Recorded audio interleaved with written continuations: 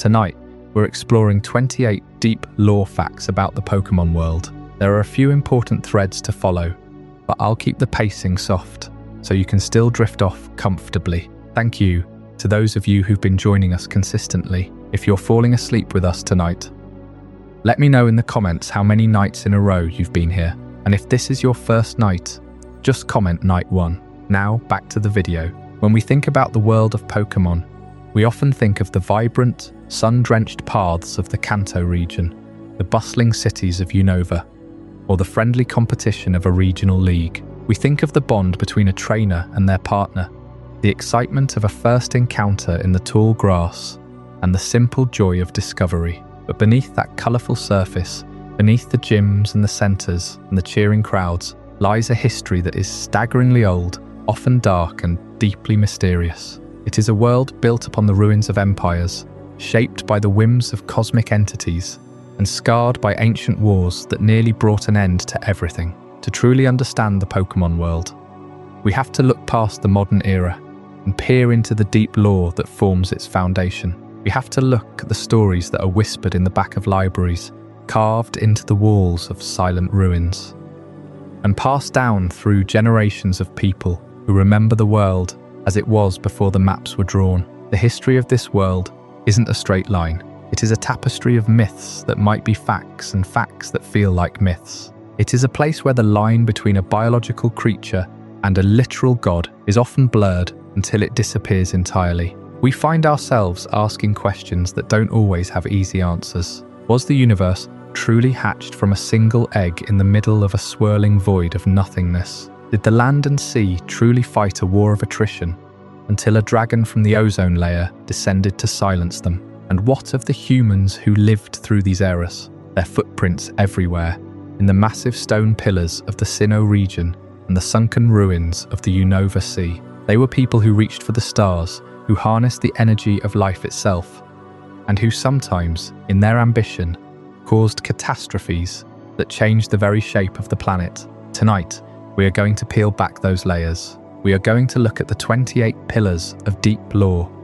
that define this universe. We'll start at the very beginning, before time was a concept, and before space had any dimensions to fill. We'll talk about the original one and the birth of the creation trio, the beings who manage the fundamental forces of our reality. We'll explore the chilling isolation of the distortion world and why one of the most powerful beings in existence was cast away into a realm of shadows and broken physics. This isn't just a collection of trivia, it is an exploration of a living, breathing mythology. We'll look at the late Guardians and the gifts they gave to humanity, the knowledge to solve problems, the emotions to feel the world around them, and the willpower to persist. As we move forward through the timeline, we'll encounter the mystery of Mew, the ancestor whose genetic code supposedly contains the blueprint for almost all life. Is Mew a god, or is it simply the ultimate biological survivor? The scientists of the Pokémon world have spent decades trying to answer that, and yet, the mystery only seems to grow deeper the more they learn. We will travel to the ancient ruins, where the walls seem to speak in a language of shapes and eyes. The unknown and the ruins of Alph represent one of the greatest archaeological puzzles in history. Did we learn to write from them, or did they take their shape from our thoughts? The connection between human consciousness and the Pokémon world is a recurring theme that suggests we are more intertwined with these creatures than we might realize. We'll also have to face the darker chapters of this history. We cannot talk about deep lore without talking about the Kalos War, a conflict so devastating that it led to the creation of the ultimate weapon. We'll tell the story of Ace, the king who stood over 8 feet tall and lived for 3,000 years, haunted by the choices he made in a moment of grief and rage. This is a story of infinity energy, the literal life force of Pokémon, being used as a fuel for destruction. It is a reminder that the power these creatures hold is not just for battles in an arena. It is a power that can reshape the world or end it. From the fires of war in Kalos, we'll turn to the elemental fury of the Hoenn region. We will look at the era of the Primals, when Groudon and Kyogre expanded the continents and the oceans in a relentless struggle for dominance. We'll learn about the Draconid people, the ancient stargazers who looked to the heavens and saw their savior in Rayquaza. The meteorites that fell on Hoenn weren't just rocks from space.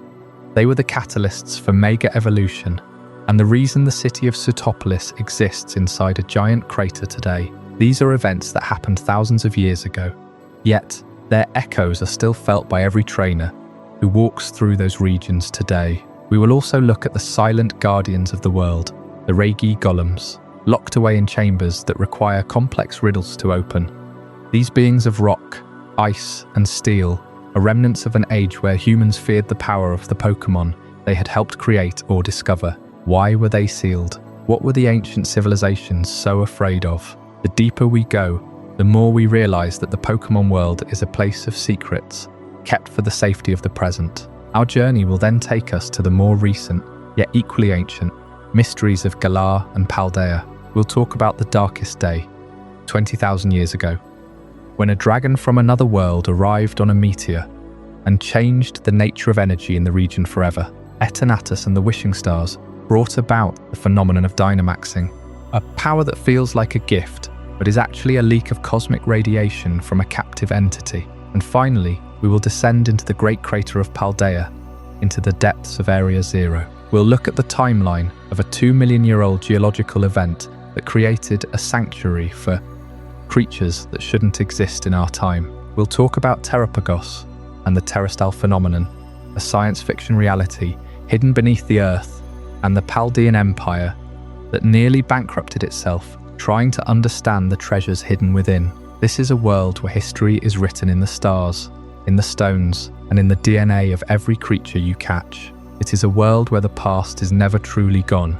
It is just waiting to be rediscovered. The lore of Pokémon is a vast interconnected web of tragedy, wonder, and cosmic scale. It tells us that we are part of something much larger than a simple journey to become a champion. We are witnesses to a planetary history that spans millions of years and involves beings that can control the very fabric of existence. So, as the lights grow dim and the world outside slows down, let's settle in. Let's look at the facts that define this universe, the legends that haunt ruins, and the deep history that makes the Pokémon world one of the most fascinating fictional landscapes ever created.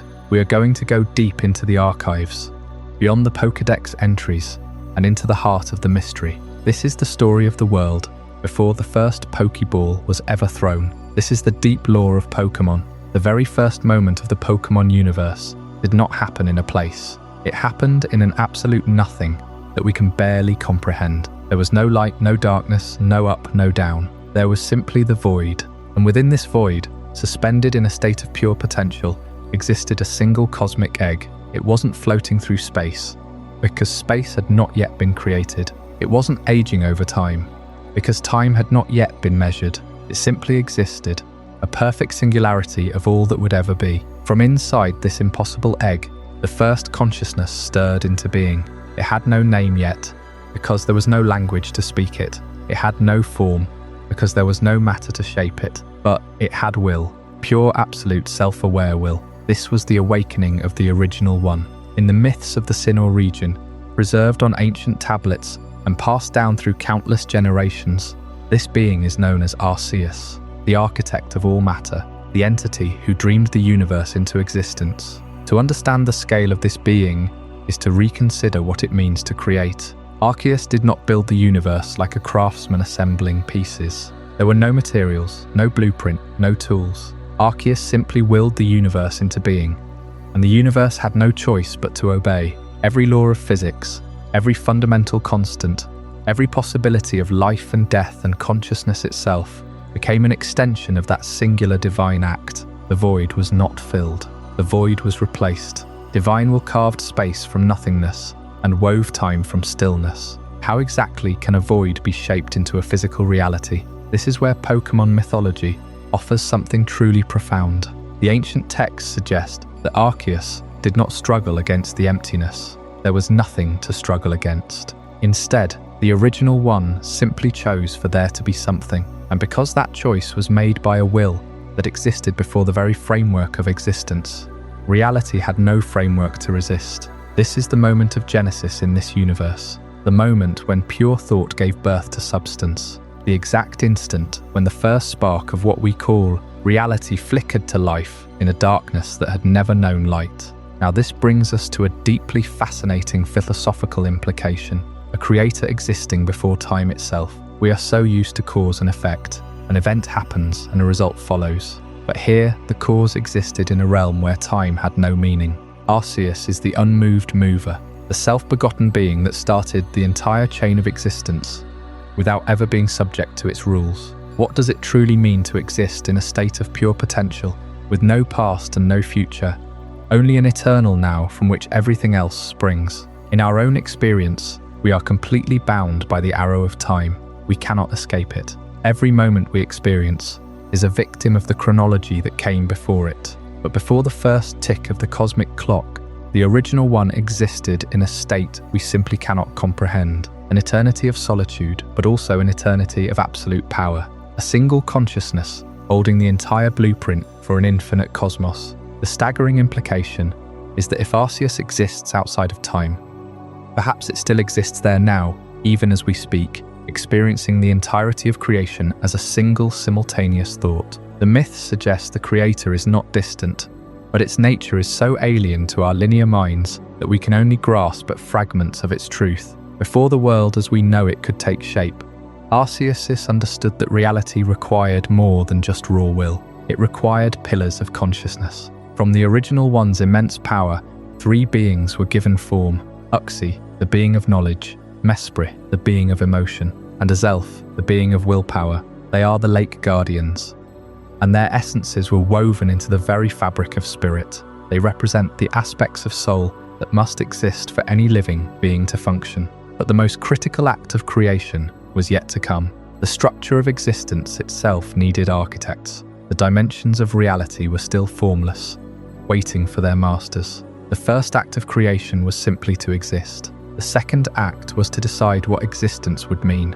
Arceus, having asserted its will over the void, now turned its singular gaze to the mechanics of the reality it had spawned. The egg had cracked, the light had spilled out, but a universe needs bones. It needs a framework upon which to hang the stars and the worlds and the lives that would one day fill it. It needs the raw dimensions of time and space. From the very substance of the original one, three new principles were brought forth, three beings who would embody the architecture of reality itself. Their coming would define the shape of everything, setting in motion the grand clockwork of the cosmos. This is the moment before the dimensions were born, the silence right before the first sound of time, and the first stretch of space. And that is exactly where our story turns next. Up next is Chapter 2, The Birth of Dimensions. From the void, the original one emerged. We left off standing right at that precipice, the moment before a universe was born. Arceus, the architect, looked out into what can only be described as the infinite negation of everything, a vast silent emptiness without light, without sound, without time. And it was within that silence that the first act of true creation took place. A being of pure existence needed tools. It could not hold the fabric of time and the expanse of space within its own singular will forever. So, from the primordial light, two entities were given shape: Dialga to govern the flow of time, Palkia to command the expansion of space. This was not a battle born of conflict. It was a birth born of necessity. The universe did not explode into being. It breathed its first breath, and that breath had a rhythm. Dialga became the heartbeat of the cosmos, every pulse marking a steady, inescapable march forward. Time began to flow, a river cutting a canyon through the rock of non-existence. But a heartbeat always needs a body to exist within, and that body was the vast, unfolding canvas of space,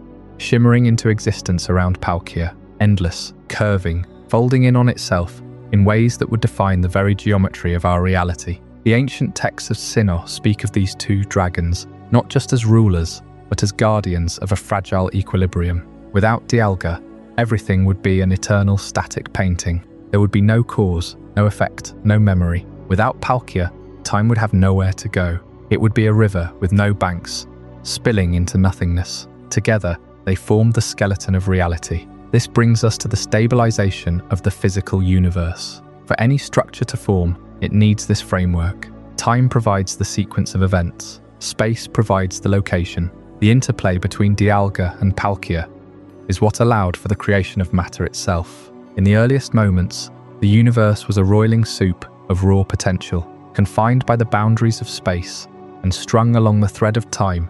Quantum fluctuations began to cool and settle. The first particles coalesced. Protons and neutrons found each other. Electrons began their eternal orbits. The interplay of time and space allowed for the first atoms to form, hydrogen and helium, the very building blocks of all matter, all life, every planet that would ever spin in the vastness of existence. This is why the Sinnoh region is so central to the deep lore of the Pokémon world. It is the region that remembers the dawn of the universe. The mythology found there is not merely a set of stories.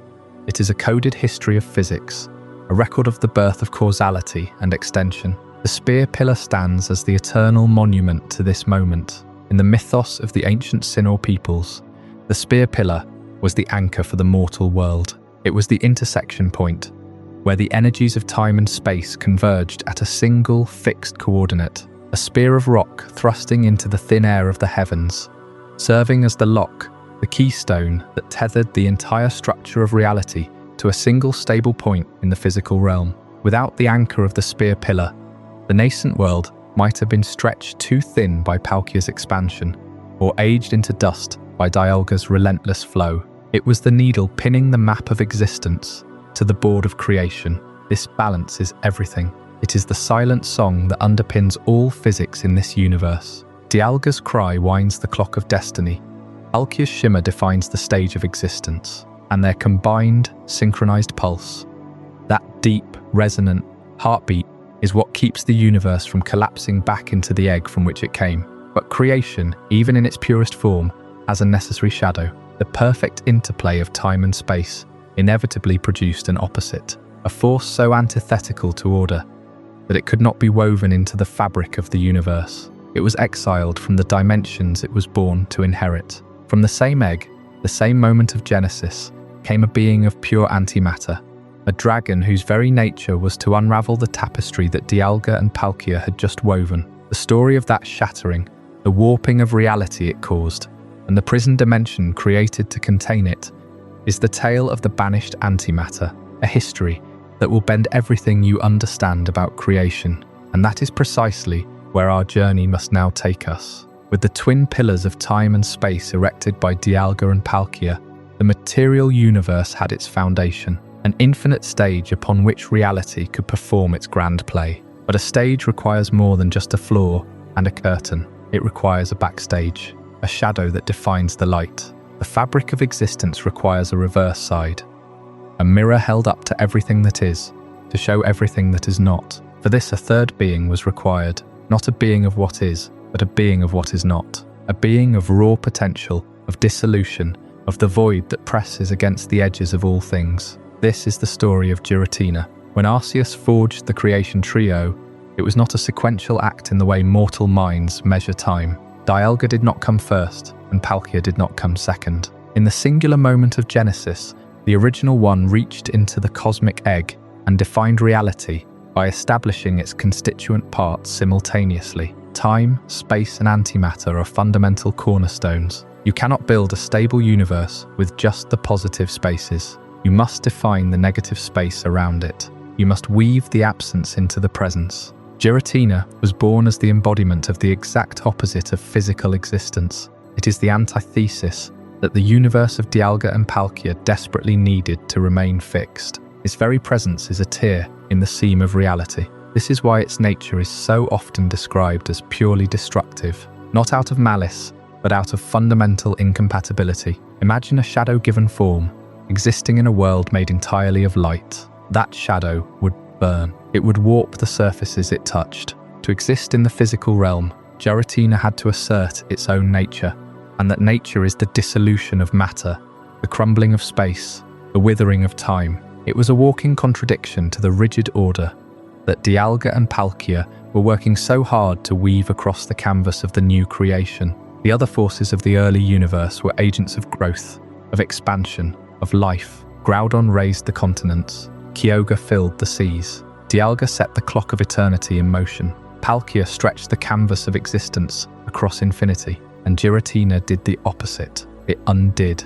not to destroy for the sake of chaos, but because its core function, its entire reason for being, was to represent the potential for non-existence. The universe is a fragile thing. For every action, there exists an equal and opposite reaction. For every pocket of space, there must be the theoretical potential for its collapse. Giratina is the living embodiment of that collapse. Arceus looked upon the creation and saw that it was good, but it was also dangerously unstable. The presence of Giratina, woven so tightly into the fabric of the young world, was causing it to fray at the edges. Where Giratina dwelt, the laws of physics became uncertain. Mountains would rise and fall in the same breath. Rivers would flow upstream directly into their own sources. The young universe could not grow strong with such a volatile element beating at its very heart. The creation could not mature without a separation, and so came the banishment. It is so often framed as a punishment, an exile born of anger at a disobedient child, but the deep lore suggests something far more pragmatic and far more profound.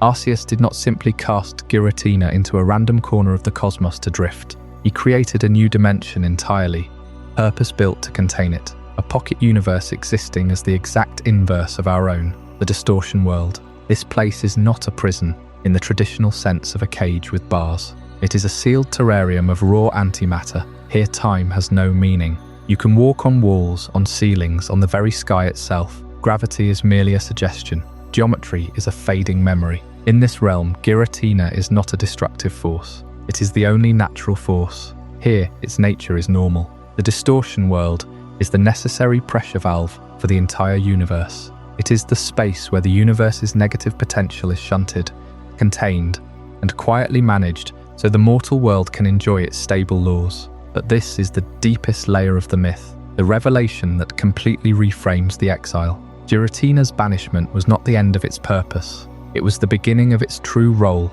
as a guardian. From the shadows, from behind the looking glass of reality, Giratina maintains the balance of the entire world. Think about it carefully. Every structure built by Dialga and Palkia requires the constant, quiet threat of its opposite. Without the concept of non-existence, existence has no meaning. Without the potential for perfect silence, sound is just noise. Without the shadow, the light blinds us. Giratina, trapped within its dark reflection of the world, is the anchor that prevents reality from expanding too far, too fast, and ripping itself apart. It is the guardian against absolute chaos, holding the stain of nothingness at bay. It is the warden of the entropy that would consume all things if left unchecked. The material plane cannot live without its shadow, and Giratina, the banished antimatter, is that shadow.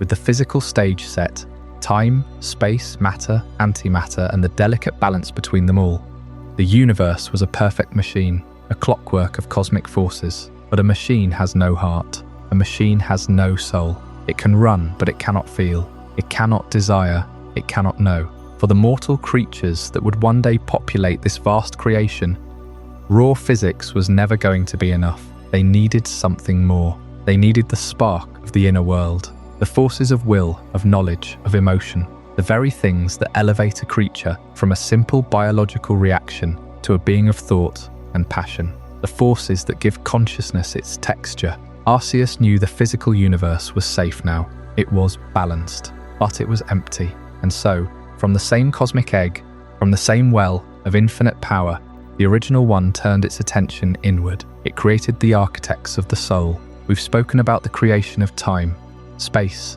and the strange realm of antimatter. But the universe Arceus built was still empty. It had dimensions, it had a structure, but it had no life, no awareness, no soul. And that is where our story takes a quieter, more profound turn. For the next act of creation, Arceus did not reach into the void to shape a force. Instead, it reached into the fabric of reality itself, and it pulled out 3 sparks, 3 tiny, brilliant points of light that would become the architects of everything that lives, thinks, and feels. Arceus travelled to the 3 great lakes of Sinnoh.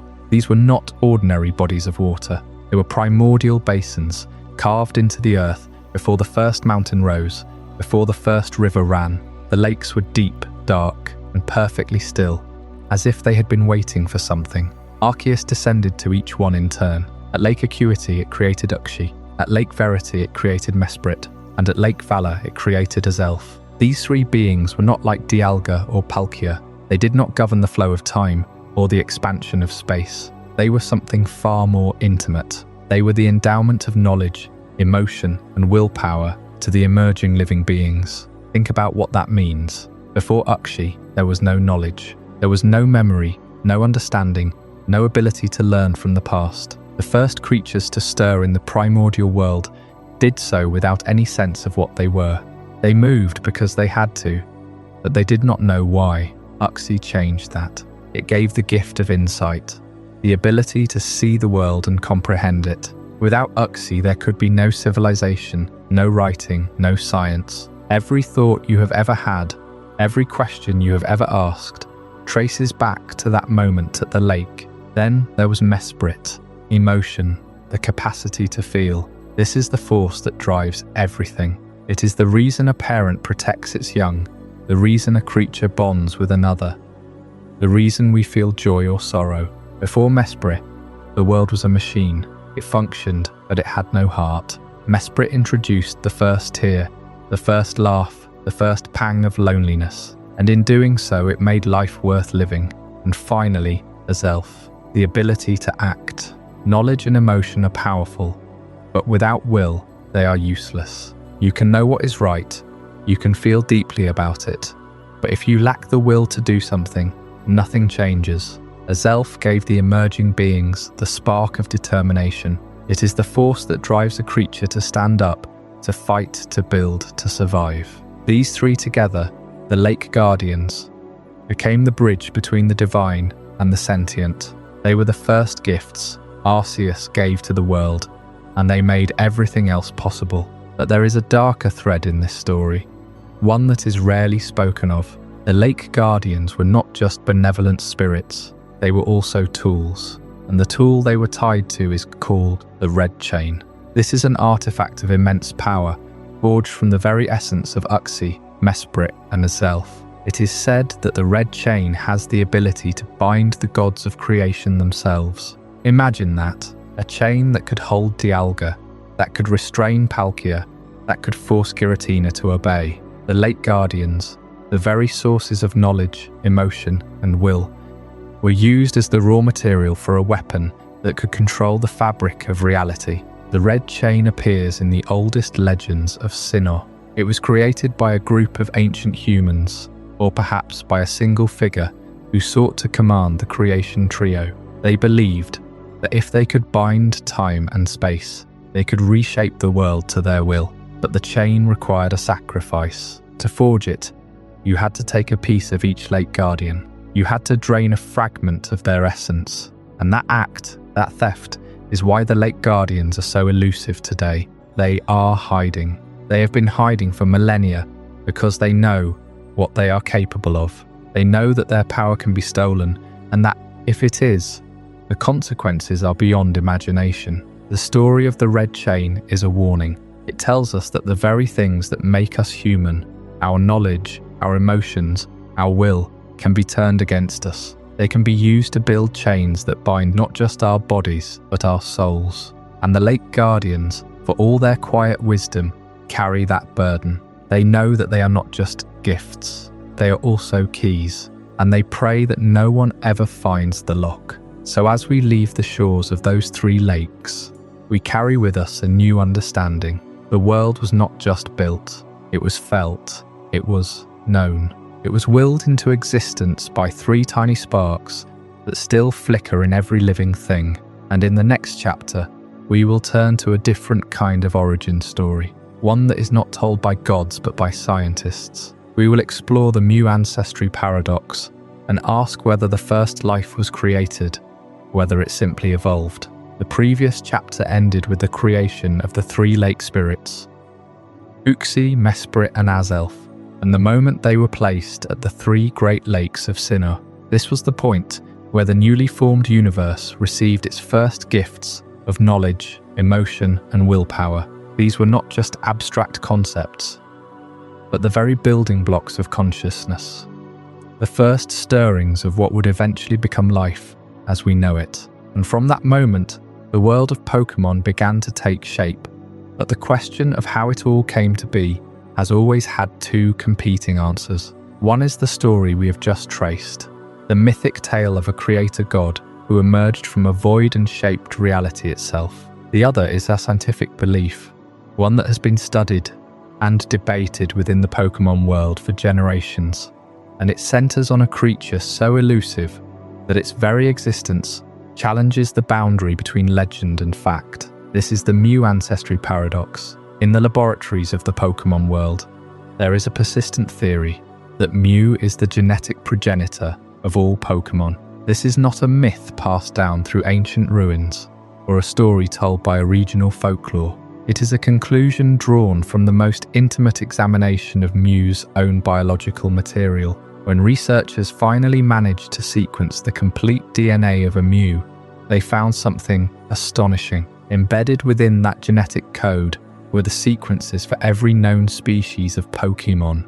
Not just a few, not just the common ones, but every single one. The code for a Pikachu, for a Charizard, for a Magikarp, for a legendary like Dialga or Palkia.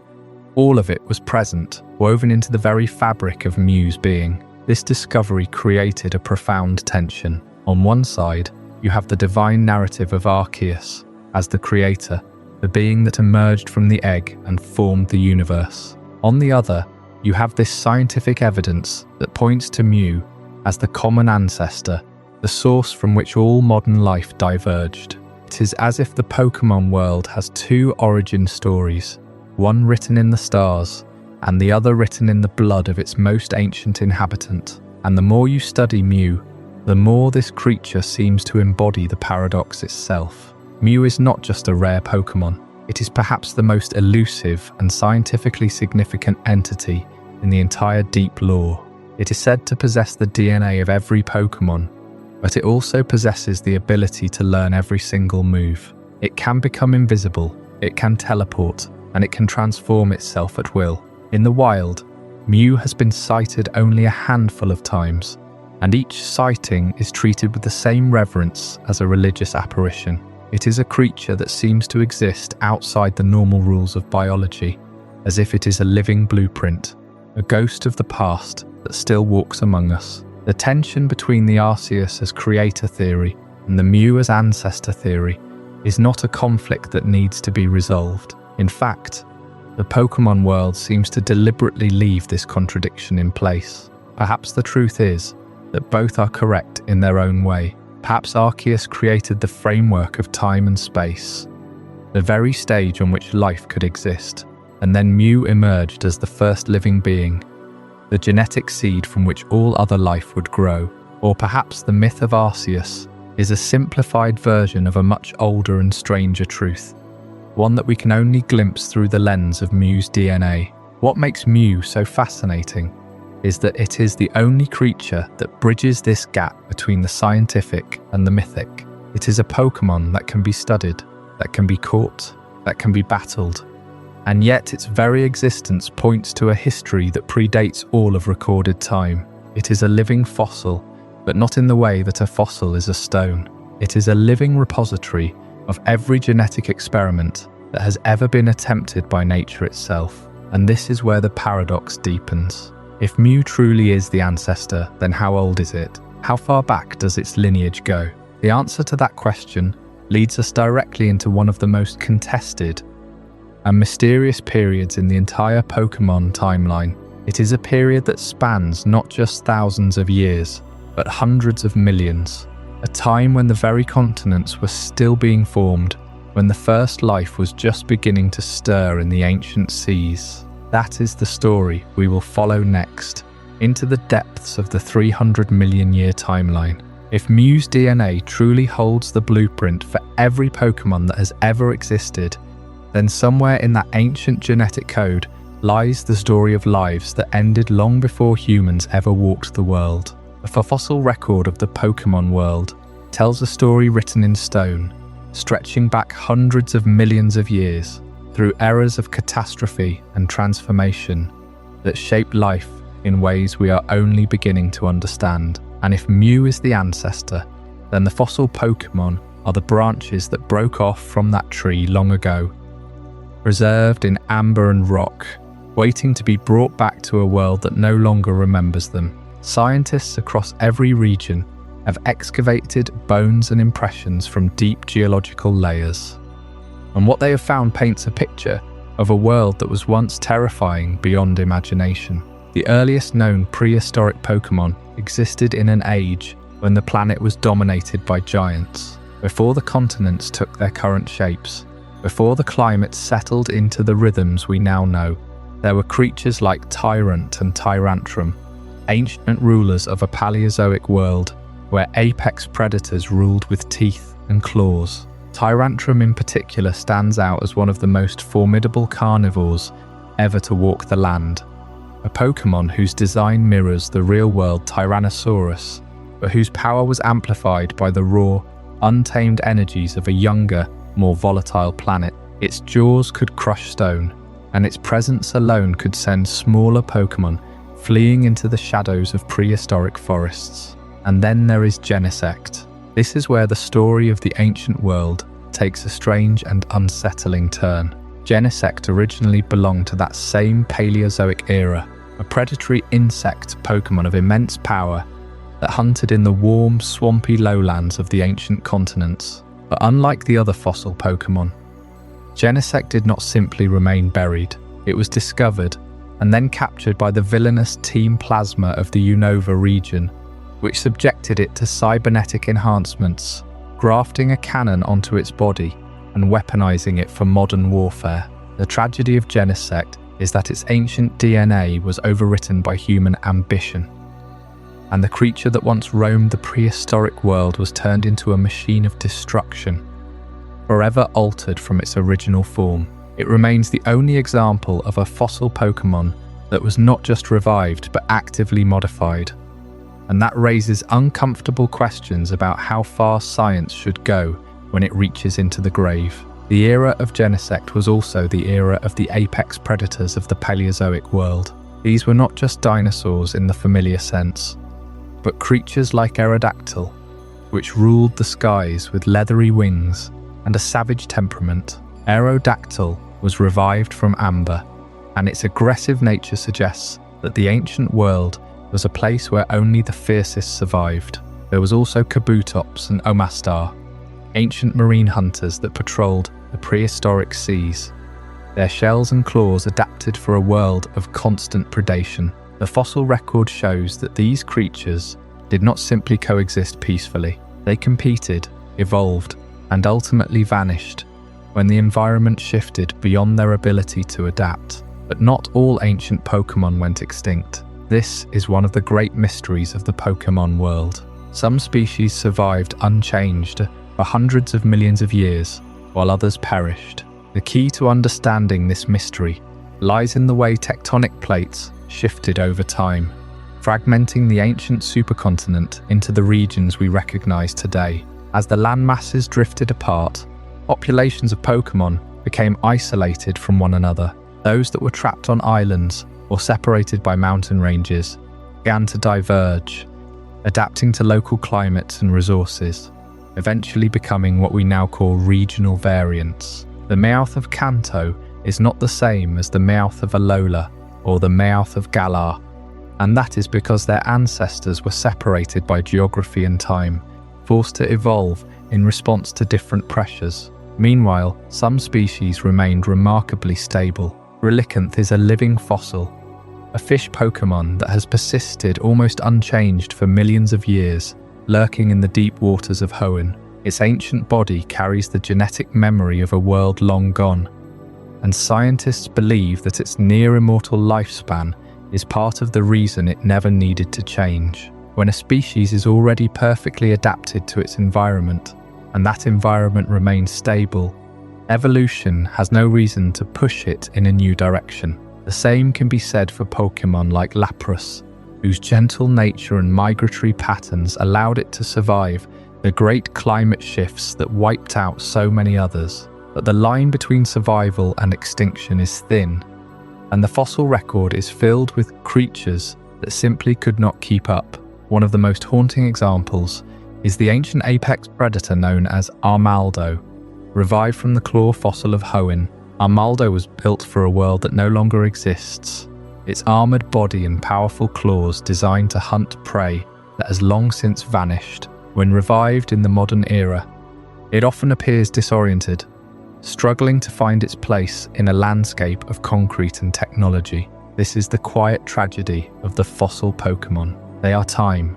Travellers brought back to a world that has forgotten them, and they carry the loneliness of extinction in their eyes. The shifting of tectonic plates not only caused divergence, but also created the conditions for mass extinctions. Volcanic eruptions, meteor impacts, and sudden changes in sea level wiped out entire lineages, leaving only fragments behind in the rock. The great crater of Paldea, formed by seismic activity roughly 2 million years ago, is a relatively recent scar on the planet, but it reveals how deeply geological forces have shaped the evolution of Pokémon life. The isolation of species within that crater over thousands of years led to the unique terastal phenomenon, a biological adaptation found nowhere else in the world. So why did some ancient species survive while others vanished? The answer is not simple. Some were generalists that could eat almost anything and adapt to any environment.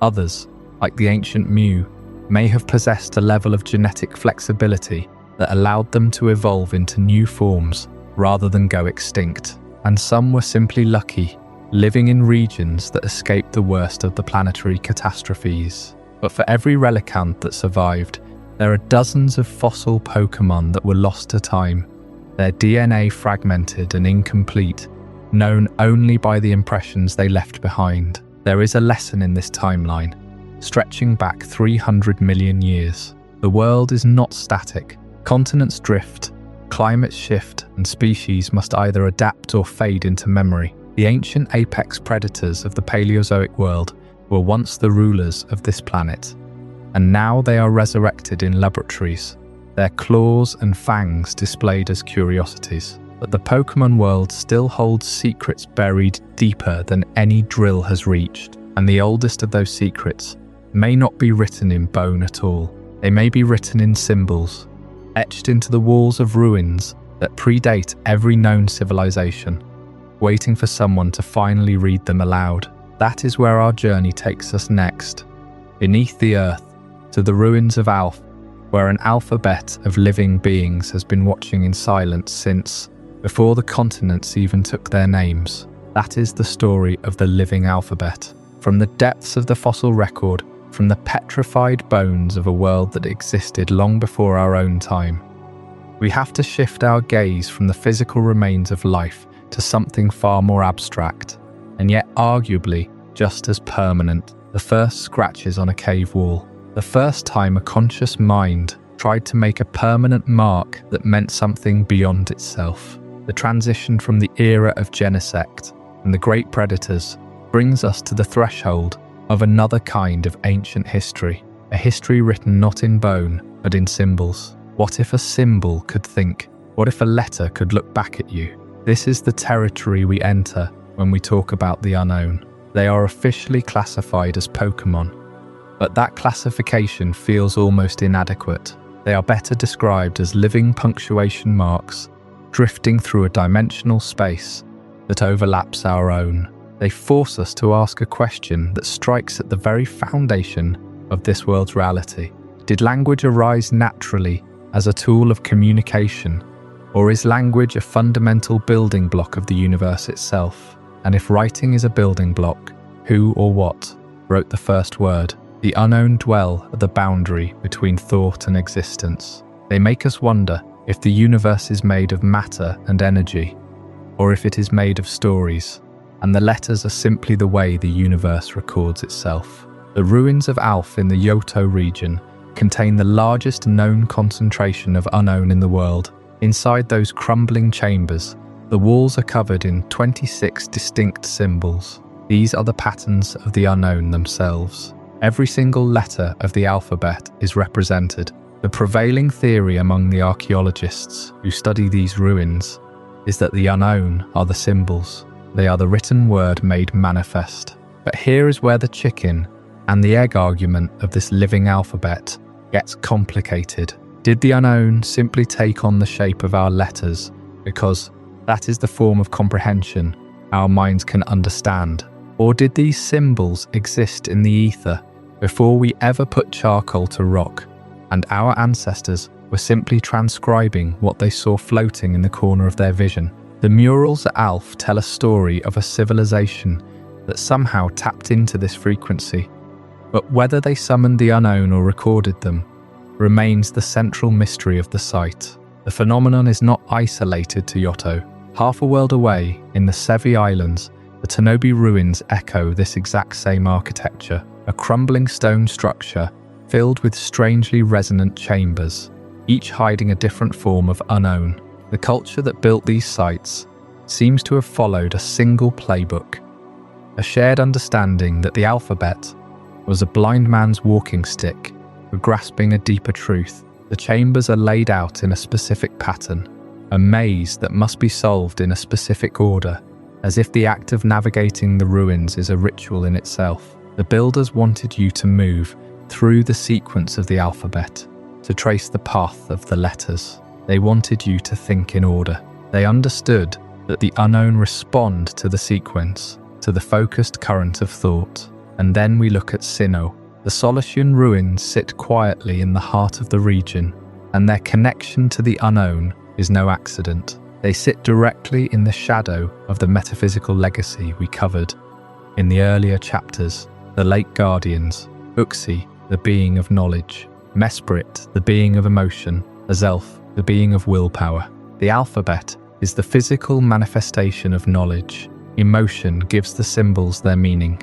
Willpower drives the intention to record. The unknown, therefore, might be the byproduct of the very essence of consciousness that Arceus seeded into the world. The ruins themselves are classrooms, or prisons, or temples, erected by an early civilization that understood the connection. They knew that writing was a form of creation, magic. To write something was to make it real, and the unknown were the witnesses, the observers, the living ink. But to see the unknown merely as statues or fossils would be a catastrophic underestimation of what they represent. The unknown do not just sit in ruins waiting to be studied. When enough of them gather, their true nature reveals itself. They are the lens through which thought becomes reality. The most documented example of this terrifying power is the chronicle of a young girl named Molly Hale, when her father was lost to a strange accident involving the unknown. Her grief and loneliness called out into the silence, and the unknown answered. They did not bring her father back. They could not, but they read the shape of her need. They created a being that matched her concept of a protector, a towering Entei, forged entirely from psychic flame and a child's longing. This is the true horror and the true wonder of the living alphabet. A single unknown is a whisper, a flicker on a cave wall, but a congregation of them is a reality engine. They take the raw material of thought, emotion, and memory, and they give it form and power. The implications are staggering. If enough minds believe the same thing, what boundaries of physics, time, or space could they rewrite? Molly Hale is the case study everyone knows. But what if she is the rule, not the exception? The unknown bind reality to perception. The phenomenon is not limited to drawing Pokémon from grief. It implies a universe that is entirely participatory. If the unknown are the living language of reality, they are not constrained by what we call possible. They are constrained only by the strength and clarity of the thought projected into them. This makes the ruins not just archaeological sites, but highly sensitive instruments. Bombs waiting for the right frequency. A single person, lost and dreaming, can reshape a mountain. What could a unified civilization, armed with the same alphabet, have done? What secret truth did they learn, that them may decide to lock themselves away in these stone chambers? The unknown represent a layer of the universe that we are only beginning to scratch. They are the interface between a thinking being and the fabric of existence. The texts we find, the letters we read, they are not dead. They are sleeping, waiting for a reader with enough intention to wake them.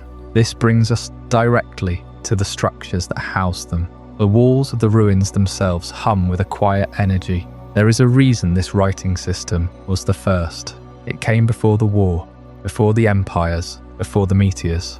It is the silent substrate of history. And if you think the unknown are the deepest secret the ruins have to offer, we have only just begun to scratch the surface of what lies underneath the floors of these ancient structures. There are deeper chambers, a darker history. What are the old stones hiding from us? We are ready to descend.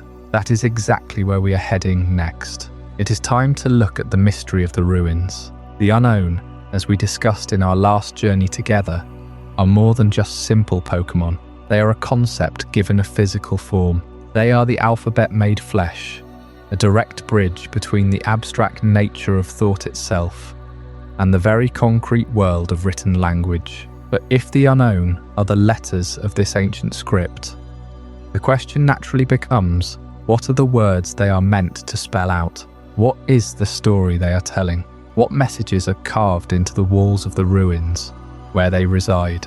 This is where our true exploration of the mystery of the ruins begins, because the answers to those questions lead us down a path that connects every region of the Pokémon world. You see, if you look closely at the ancient structures scattered across the globe, from the ruins of Alf in Johto to the Tanabe ruins in the Sevi Islands, all the way to the deep chambers of the Solesian ruins in Sinnoh, you start to notice a very distinct architectural fingerprint, the same precise geometric angles, the same method of stone construction, the same symbols repeated across thousands of miles of ocean.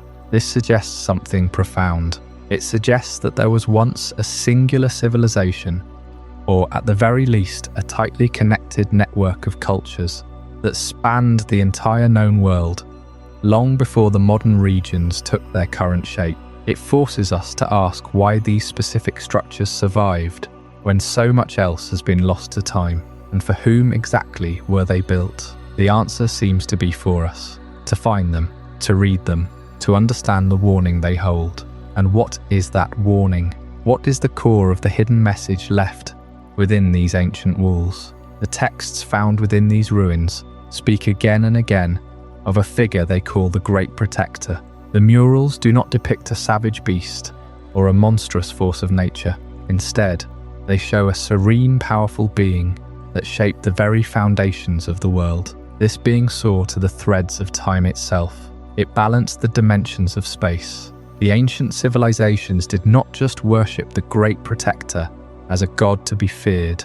They actively studied it. They sought to document its nature, to understand its role in the very fabric of reality. The ruins are not just temples, they are libraries. They are archives filled with scripts sealed in stone, waiting for a generation that could read them to finally decode the warnings and the truths that they contain. Let us focus on the Solesian ruins in the Sinnoh region, which serve as the perfect case study for this entire mystery, while the ruins of Alf are the most famous for their massive swarms of unknown.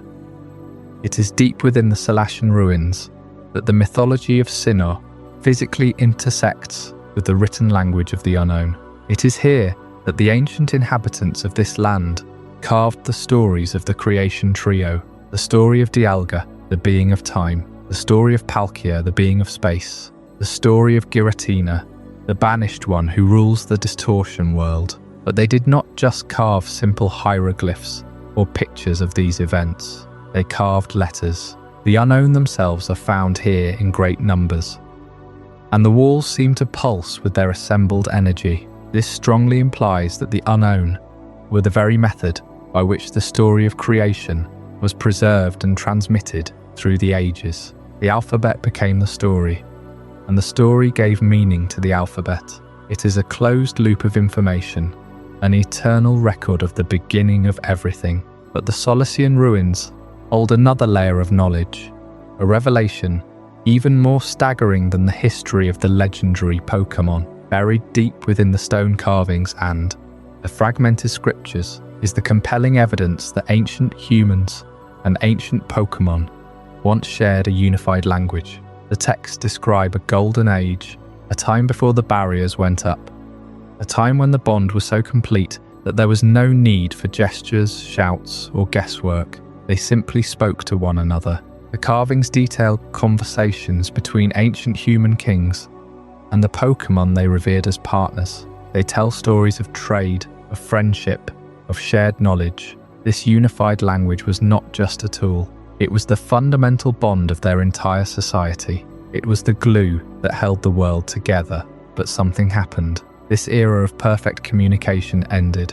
The ruins themselves became the tombs of that shared knowledge. The unified language was lost, buried under centuries of silence. What remains is the architecture, the cold stone, and the silent humming of the unknown. The ruins are a testament to a paradise that was lost. The architectural similarities between the sites tell us this was not a local legend. It was a global human and Pokémon civilization that thrived on this connection. The great protector that they wrote about so desperately, the being they framed their entire societies around.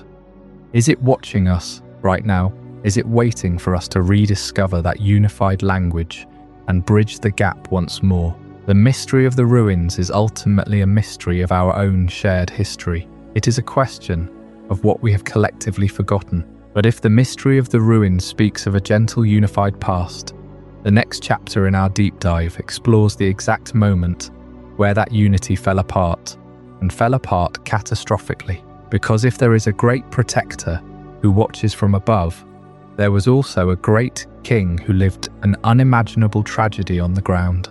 That story is not preserved in the cryptic carvings of the unknown. It is preserved in the very stones of a fallen kingdom in a region called Kalos. We call this story the Kalos War and the King, and it holds the key to understanding the ultimate weapon. It reveals the raw, untamed force of infinity energy and the terrible price that must be paid for breaking the sacred bond between human and Pokémon. It is the story of a man who lost everything, and the machine he built to bring it back. That is the story we will explore together next time. The ruins we traced in our last journey left us standing at the edge of a precipice. The hidden messages, the architectural fingerprints shared by distant civilizations, the warnings about a great protector. They were signposts pointing toward a single cataclysmic event, not a myth, not a vague prophecy, but a precise scar carved into history so deeply that the world is still shaped by its outline. That event is the Kalos War, and at its center stands a king whose grief reshaped the very laws of nature. 3,000 years ago, the region of Kalos was not the land of beauty and romance it is known as today. It was a battlefield. Entire kingdoms had risen against each other in a conflict that had no clear beginning and no foreseeable end. Armies of human and Pokémon clashed across fields and mountains, turning the earth to mud mixed with blood. The war was grinding, senseless, a machine of attrition that devoured hope as hungrily as it devoured life. The origins of this war are tangled in old grievances and territorial ambitions. But by the time it reached its peak, no one remembered why it had started. They only knew the horror of its present. Into this nightmare stepped a king named AZ. He was no ordinary ruler. He was a giant of a man, standing head and shoulders above even the tallest of his subjects. But his stature was matched by the depth of his compassion. Where other generals saw soldiers to be sacrificed for a line on a map, AZ saw children, families, partners. He saw the bond between human and Pokémon being shattered by a war that served no one. The towering king sought to end the bloodshed. He pleaded, he negotiated, he offered everything he had to stop the machinery of war. But the war was a beast that could not be reasoned with. It consumed his offers and demanded more. The tragedy that finally broke him came from the war's careless cruelty. AZ's most beloved companion was a Floette, a small and gentle Pokémon who followed him everywhere, a living symbol of the peace he wished to restore. During the chaos of a battle, she was caught in the crossfire. She died in his arms, a life extinguished by a conflict that should never have touched her. The king who had spent his reign trying to heal the world felt something inside him shatter and reform into something unrecognizable. The gentle giant vanished. In his place rose a man possessed by a singular, terrible purpose. A war for territory transformed into a quest for godlike power. AZ would not accept death. He would not accept that the war had taken the one pure thing in his life. He retreated into the depths of his kingdom with his brother, the realm's greatest inventor, and together they worked on a project that defied every law of nature. They tapped into a force known as infinity energy, the very lifeblood that flows through all Pokémon, a limitless source of power that previous civilizations had only guessed at. They built a machine so vast and so complex that it could harness this energy on a scale never imagined. A machine that could resurrect the dead.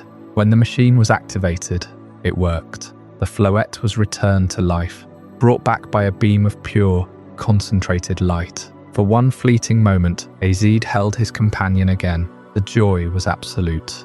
But the machine was not a miracle. It was a weapon. The same burst of energy that pulled Floette from the beyond swept across the continent. Every soldier on every battlefield, every Pokémon fighting in the war, was turned to stone in an instant. The Kalos War ended not with a treaty, but with an eternal silent freeze. The king had stopped the bloodshed. He had achieved power that rivaled the gods, but the cost was the world itself. Floette looked at what her king had done, the fields of stone soldiers, the petrified armies, the silence where there had once been the sounds of life. She could not stay. She fled from Azir, unable to reconcile the gentle king she had loved with the architect of this terrible stillness. And Azir was left alone, immortal, cursed to walk the earth forever, a giant among mortals who age and die while he remains unchanged. He wanders the streets of Kalos even today, a foot taller than everyone around him, his footsteps ringing against the stone, carrying a grief that has not diminished in 3,000 years. But the machine is still there, beneath the streets of Geosenge Town, buried under the weight of centuries. The device still hums with potential. It is the physical embodiment of a question that has never been answered. Was it a miracle that went wrong, or a weapon disguised as a miracle? The device has a name that has been passed down in whispers through the ages, the ultimate weapon, and its secrets are far from finished with the world. The power that runs through it, the infinity energy that made a king into a god and a monster, the same energy that pulses through every living creature in the Kalos region. The story of how that machine was built, how it pulled a soul back from the dead, and what still waits inside its core is a mystery that has waited a very long time for someone to finally understand. The war in Kalos was more than a conflict. It was a storm that swallowed a century, consuming everything in its path until there was nothing left but ash and grief. King Azir had watched his kingdom bleed out from the inside. He had lost his dearest friend, his Floette, to the senseless violence, and the pain of that loss drove him to a place beyond reason. He made a vow. He would end it, no matter the cost. With his brother, a scientific mind as brilliant as the king was broken, he conceived a solution that would forever change the world. It was called the ultimate weapon. Its construction was a miracle of science, a blasphemy against the natural order. A massive crystalline spire rose from the earth of what would one day become Geosenge Town, a lattice of bleached stone and pure crystal, etched with channels designed to hold a terrible energy. This machine was not powered by fire or lightning. It was powered by the life force of Pokémon, infinity energy, the very soul of every creature that walked, swam or flew. To bring it to life, that energy had to be harvested. The machine fed on the essence of countless Pokémon, their vitality drawn out and stored in the heart of the crystals. It hummed with the stolen heartbeat of 1,000 souls. It was the greatest engine of power ever built, and it was hungry. But here is the tragedy that defines the entire history of Kalos. The machine held a duality that its creator never fully resolved. When Azir first activated the prototype, it did not destroy, it revived. His Floette, lifeless for so long, stirred, breathed and opened its eyes. The ultimate weapon was a tool for resurrection. It reversed death itself. It was a sacred vessel, a giver of life. But a machine that can give life can, with a twist of its mechanisms, just as easily take it away. The same technology that brought back a single flower could be scaled to erase an entire army. It was a bringer of death, disguised as salvation, and the choice of which face it would wear belonged entirely to its master. The war did not end with a handshake or a treaty. It ended with a flash. Azid fired the weapon. The ground shattered. The sky turned white and silent. A pillar of pure white light, a beam of concentrated infinity energy, inverted into absolute destruction, washed over the battlefields. The conflict ended instantly. So did every life within the weapon's reach. The machine ended the war, but it scarred the planet forever. The earth around Geosenge was left a permanent wound, a geometric ruin in the landscape, a scar that no amount of rain or seasons could heal. The land itself remembered what had been done, and then the silence. Floette looked at the king. It saw the ash, the stillness, the graveyard that stretched to the horizon. It saw what had been done in its name. The flower Pokémon could not bear the weight of that sin. It could not stay. It fled. But the machine had bonded its energy to both of them permanently. Azid and his Floette were granted eternal life. They could not age. They could not die. They could not escape the moment. The king walked the earth for 3,000 years, a giant among mortals, searching for his lost partner, wandering endlessly through the world he had saved and scarred. The unintended consequence of the ultimate weapon was not a better world. It was an eternity of solitude, a curse wrapped in the guise of a victory. The weapon was eventually sealed. The king became a wandering legend, but the power did not fade. Infinity energy lingered in the stones, in the soil, in the very air of the Kalos region. It left a stain on history, a legacy that would echo forward through the ages, waiting to be rediscovered by those who looked closely enough. The machine had proven that the energy of life could be weaponized, stored, and manipulated. It was a power that could not simply be forgotten. It waited beneath the surface, patient, silent, ready to change the world again. A legacy of infinity energy that the modern Pokémon world has only just begun to understand. Before we dive deeper into this incredible journey, I'm curious. Where in the world are you watching this from? Drop a comment below and let our global community know. And if you're finding this as mind-blowing as I am, hit that like button to help more people discover this story. The ultimate weapon was fired. The machine of crystalline towers and forgotten gears did its work.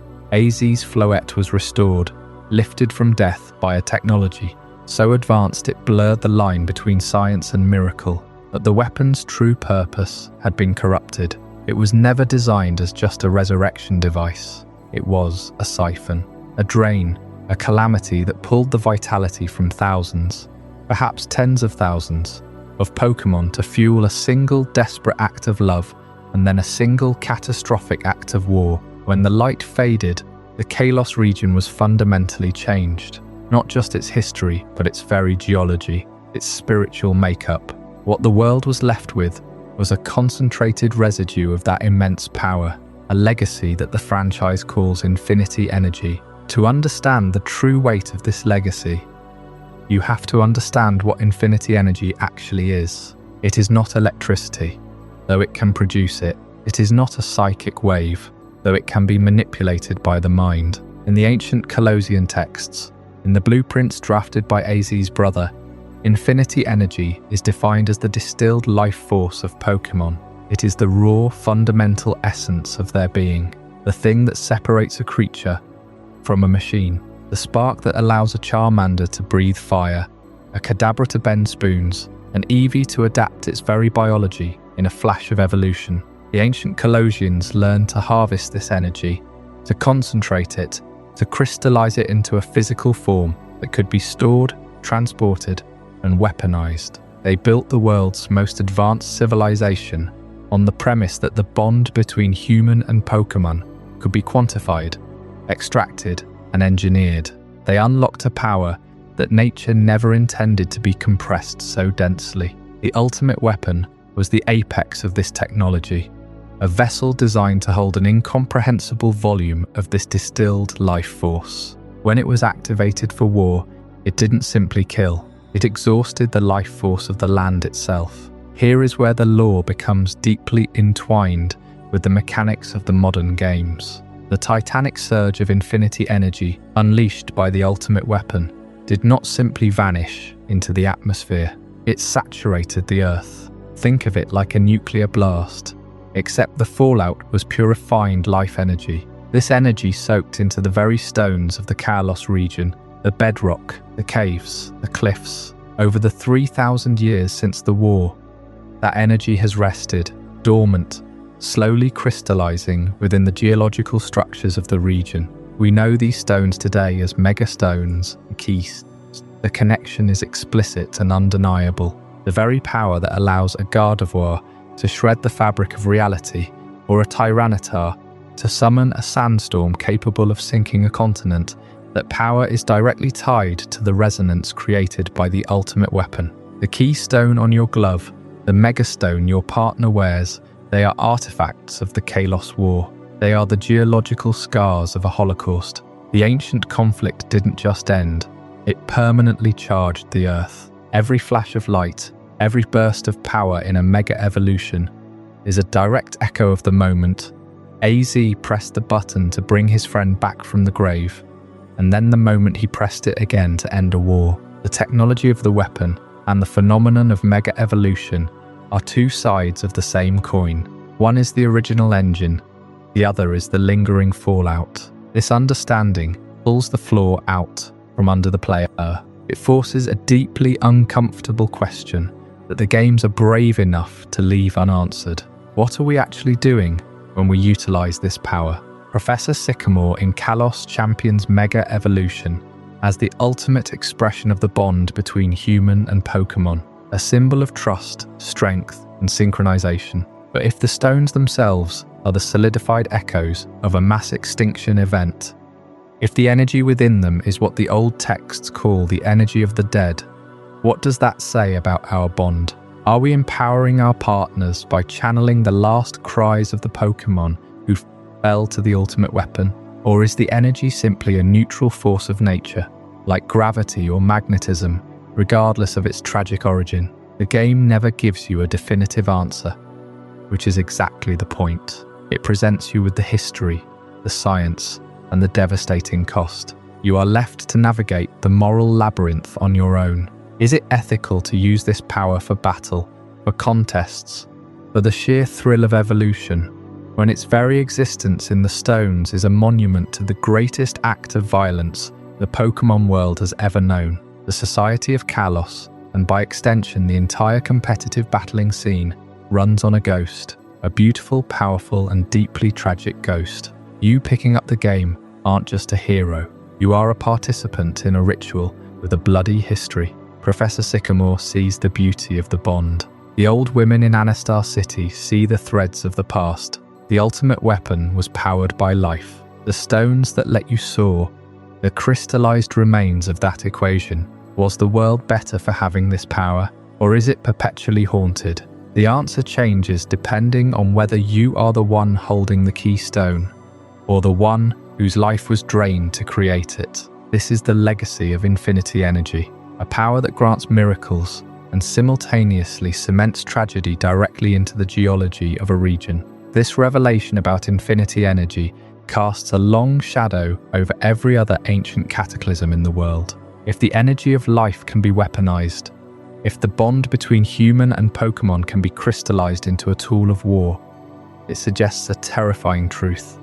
The natural forces of the Pokémon world are more fragile and more exploitable than we care to admit. It raises the stakes for everything that came before and after. If the Kalosians could almost break the world by misusing the life force of its creatures, what happens when the planet itself decides to fight back against the imbalance? Up next, we leave the artificial resonance of the Kalosian towers behind and travel to a region where the struggle is not between man and nature, but between nature and itself. The oceans expand, the continents grind, and the balance of the entire world rests on the alliance of two primordial beings who have hated each other for longer than the concept of time has existed.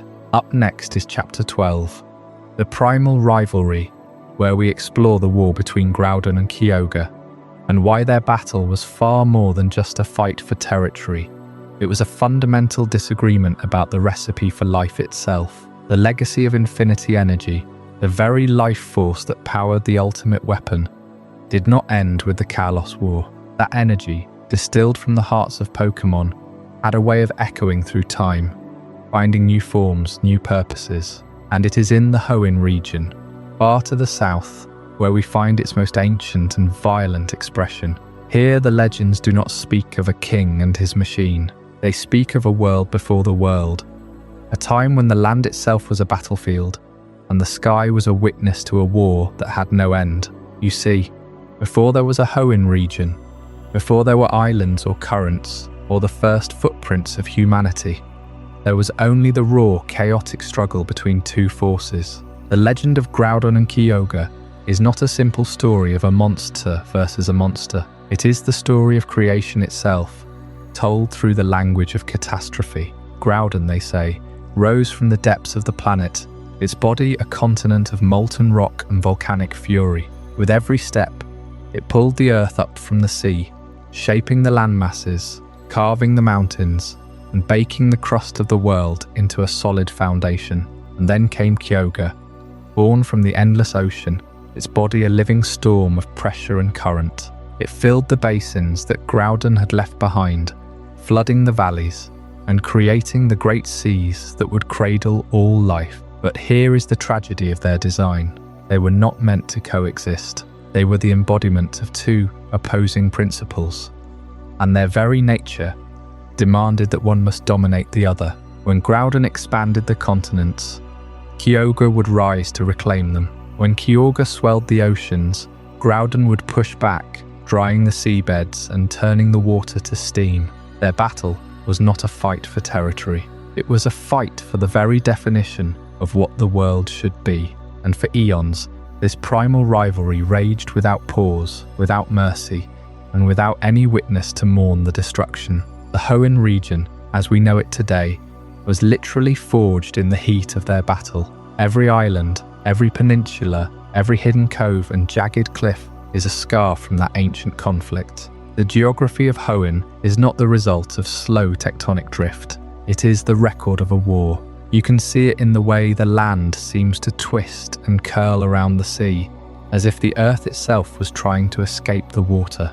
You can feel it in the humidity of the jungle, the oppressive weight of the rain, the way the storms never seem to fully leave the sky. The very climate of Hoenn is a living memory of that struggle, and the weather patterns they caused were not just catastrophic, they were world-ending.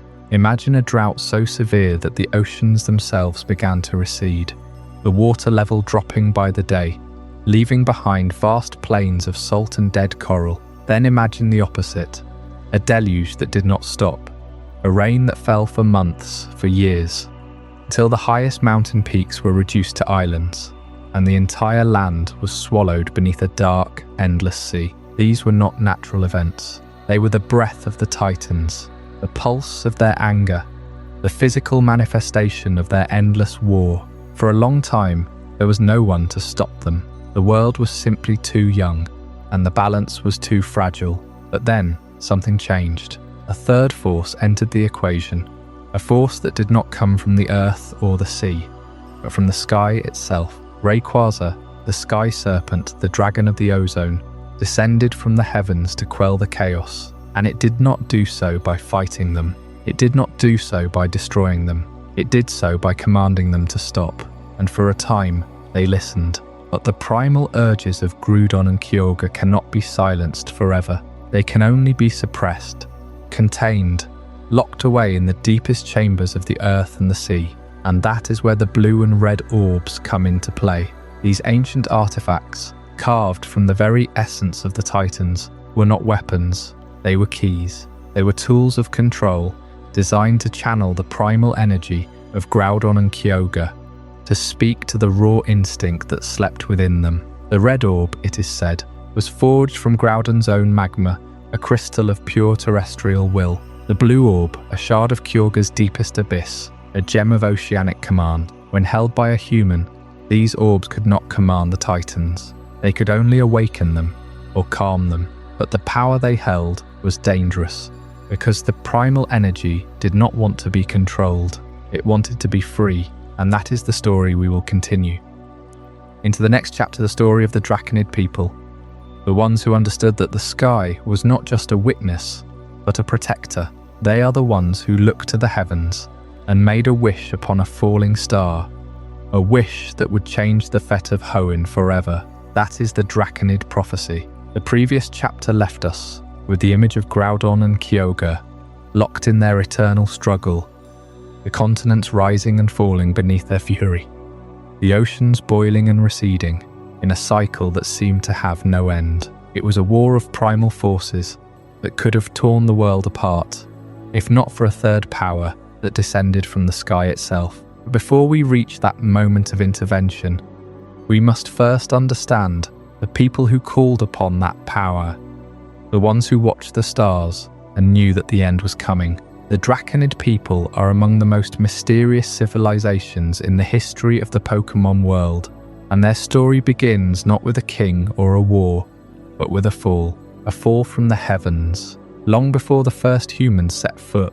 in the region we now call Hoenn, long before the great volcanoes had finished shaping the islands, there was a tribe that lived in the shadow of a mountain range that would one day be known as Meteor Falls. They were not a large people, not an empire that left behind grand cities or towering monuments. They were a quiet people, a people who watched the sky with an intensity that bordered on obsession, and they passed down their knowledge through stories rather than stone. The Draconids were keepers of dragon lore, and this is not a title they gave themselves lightly. In their tradition, dragons were not simply powerful Pokémon to be captured or tamed. They were the living bridges between the earth and the heavens. The creatures that witnessed the formation of the continents and the birth of the stars. The Draconids believed that the first dragons had emerged from the same primordial chaos that had created the world itself, and that their lineage carried memories of events that no human could ever fully understand. To be a keeper of dragon lore was to be a guardian of the oldest secrets, a responsibility that fell upon certain families generation after generation. And then came the first meteor. It was not a gradual event, not something that could be predicted or prepared for. The sky simply split open one night, and a fragment of something ancient and unknown came hurtling down into the heart of the mountain range. The impact was so tremendous that it carved a new shape into the land, a deep crater that would fill with water over time, a scar that the Draconids would come to call Meteor Falls. But what they found in the aftermath of that impact changed everything. The meteor had not been a simple rock. It had carried within it a piece of something else, something that resonated with a frequency that the Draconids could feel in their bones. The elders of the tribe gathered at the edge of the crater. They understood immediately what they were seeing. The meteor had come from the ozone layer, the highest part of the sky, where the air thins and the world below becomes a distant memory. And in that layer, there lived a being that the Draconids had only heard of in their oldest myths, a serpent of immense power that dwelt in the upper atmosphere, feeding on the very energy that the sun poured into the world. They called it Rayquaza, and they believed that it was the only creature in existence that could bridge the gap between the earth and the heavens, that could move between the world of humans and the world of the stars. The first meteor impact at Meteor Falls was not a disaster, it was a summons. The Draconids believed that the meteor had been sent as a message, a signal from the sky that the balance of the world was about to shift, and so they began to pray. They did not pray in the way that other civilizations prayed, with offerings and pleas for mercy.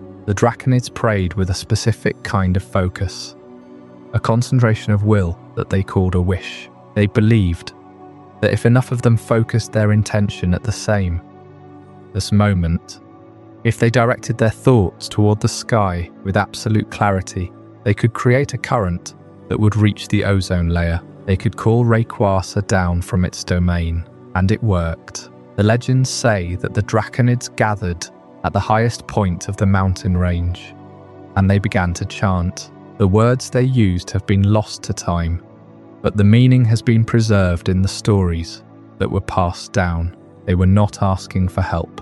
They were announcing that the world was ready. They were telling Rayquaza that the time had come for the great serpent to descend and fulfill its role as the savior of the world. And from the ozone layer, Rayquaza responded. The Draconid people became the keepers of this knowledge.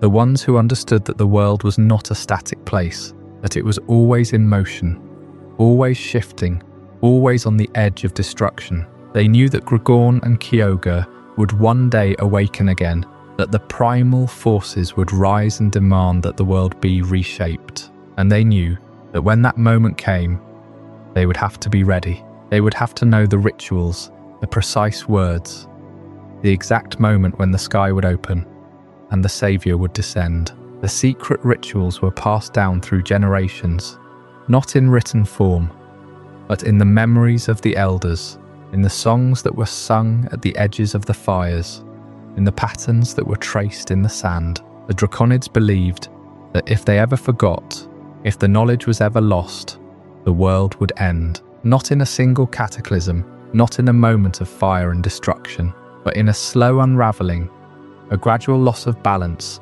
that would leave the continents adrift and the oceans without boundaries. They were the guardians of the end of the world, and they carried that weight with a quiet dignity that is almost impossible to imagine. But the Draconids were not the only ones who saw the meteor. The impact had been felt across the entire region, and other tribes had come to investigate. They saw the crater, they saw the strange energy that pulsed from the stone, and they began to ask questions. The Draconids did not share their knowledge easily. They were a secretive people, and they believed that the power to call Rayquaza was not something that could be given to just anyone. It had to be earned, it had to be understood, and it had to be protected. And so the Draconids withdrew. They built their settlements in the most remote parts of the mountain range, in caves that were hidden behind waterfalls, in valleys that were invisible from the sky. They became a legend themselves, a people that other civilizations spoke of in whispers, a people who had seen the end of the world and had chosen to stay and watch. They are gone now, scattered and absorbed into the larger history of the Hoenn region, but their legacy remains. The meteor that they found, the one that fell at Meteor Falls, is still there. It is still pulsing with that ancient energy, still waiting for the moment when the world will need it again. And that moment, as we will see in the next chapter, came sooner than anyone expected. The Draconids had prepared for a single crisis, a single moment when the world would need to be saved. But they did not anticipate that the same power that had called Rayquaza down from the sky would also be the key to something far greater, something that would change the very nature of what it meant to be a Pokémon. The story of the first meteor was only the beginning. The story of the first mega evolution would follow, and it would be built on the same foundation of wishes and prayers and the desperate hope that the world could be saved. In the previous chapter, we explored the ancient prophecy of the Draconid people, a tribe of dragon worshippers who had long awaited the return of their sky god. Their story began at Meteor Falls, where a wish was made upon a falling star, a plea to the heavens for a saviour to end the chaos that had consumed the land. That saviour was Rayquaza, the great dragon of the sky, and its descent would mark a turning point, not just for Hoenn, but for the entire history of Pokémon. The primal rivalry between Groudon and Kyogre had reached its peak. The land was being torn apart by the expansion of continents, while the seas boiled with the fury of endless storms. The world itself seemed to be breaking at the seams, caught between the two forces that had shaped it since the beginning of time. And then, from the ozone layer above, Rayquaza descended. It was not a gentle arrival. The sky split open as the emerald serpent broke through the clouds, its body glowing with an intensity that had never been seen before. The air itself seemed to bend around it, and the winds began to shift in ways that defied all natural law. This was not just a dragon coming to intervene. This was a transformation, a change so fundamental that it would become the template for every other evolution to come. This was the first mega evolution. The revelation is staggering when you consider the timeline. Before this moment, there was no such thing as a mega stone, no keystone, no bond that could trigger such a profound shift in form. Rayquaza was the original, the first to achieve what would later become a cornerstone of Pokémon battles in the Kalos region. But how did it happen? What allowed the Sky Dragon to break through the barrier of its own biology? The answer lies in the bond between the Draconid people and their dragon god. For generations, the tribe had kept the law of the sky, passing down rituals and chants that were said to resonate with Rayquaza itself. They had built their homes around the meteor that had fallen, believing that the stone from the stars carried a fragment of the dragon's power. When the crisis reached its peak, when Groudon and Kyogre had pushed the world to the edge of collapse, the Draconid people did not just pray, they made a wish so powerful that it reached across the boundary between mortal and legendary. That wish was answered by the meteor itself, the stone that had fallen at Meteor Falls. The same one that had been used to summon Rayquaza in the first place began to glow with a light that had never been seen before. It was a light that carried the energy of the cosmos, a power that had travelled across the stars to reach this world. And when Rayquaza touched that stone, when it absorbed the energy of the meteor, something inside it awakened. The transformation was not just physical, it was a reordering of the very fabric of its being. The energy that flowed through Rayquaza was not the same as the energy that powered Groudon or Kyogre.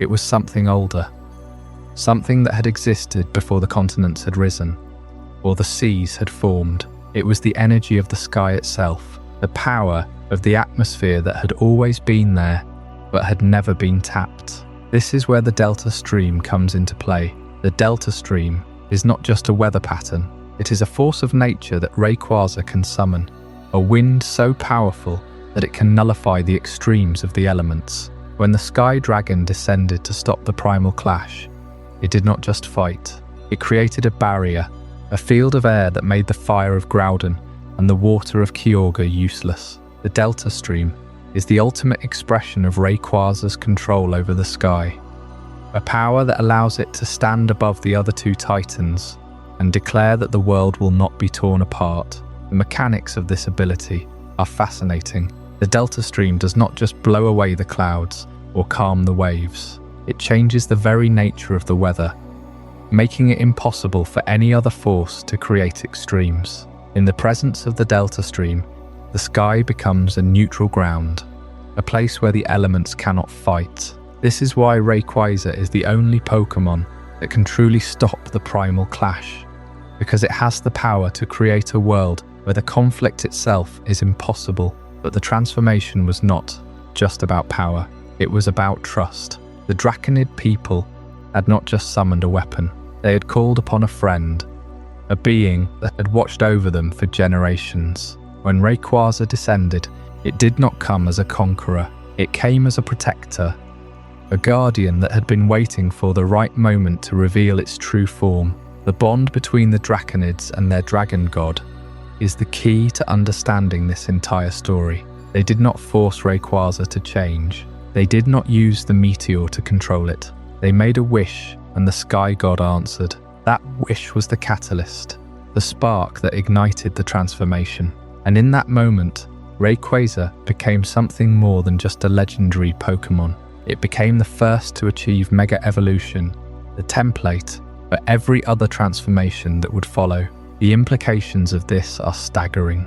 If Rayquaza was the first, then every other Mega Evolution that has ever happened is an echo of this moment. The bond between a trainer and their Pokémon, the trust that allows them to reach a higher form, it all traces back to the Sky Dragon and the Draconid people. The energy that powers Mega Evolution is not just a random force. It is the same energy that was used to stop the primal clash, the same energy that saved the world from destruction, and that energy is still present today. The meteor that fell at Meteor Falls is not just a rock, it is a fragment of the sky, a piece of the same cosmic force that allowed Rayquaza to transform.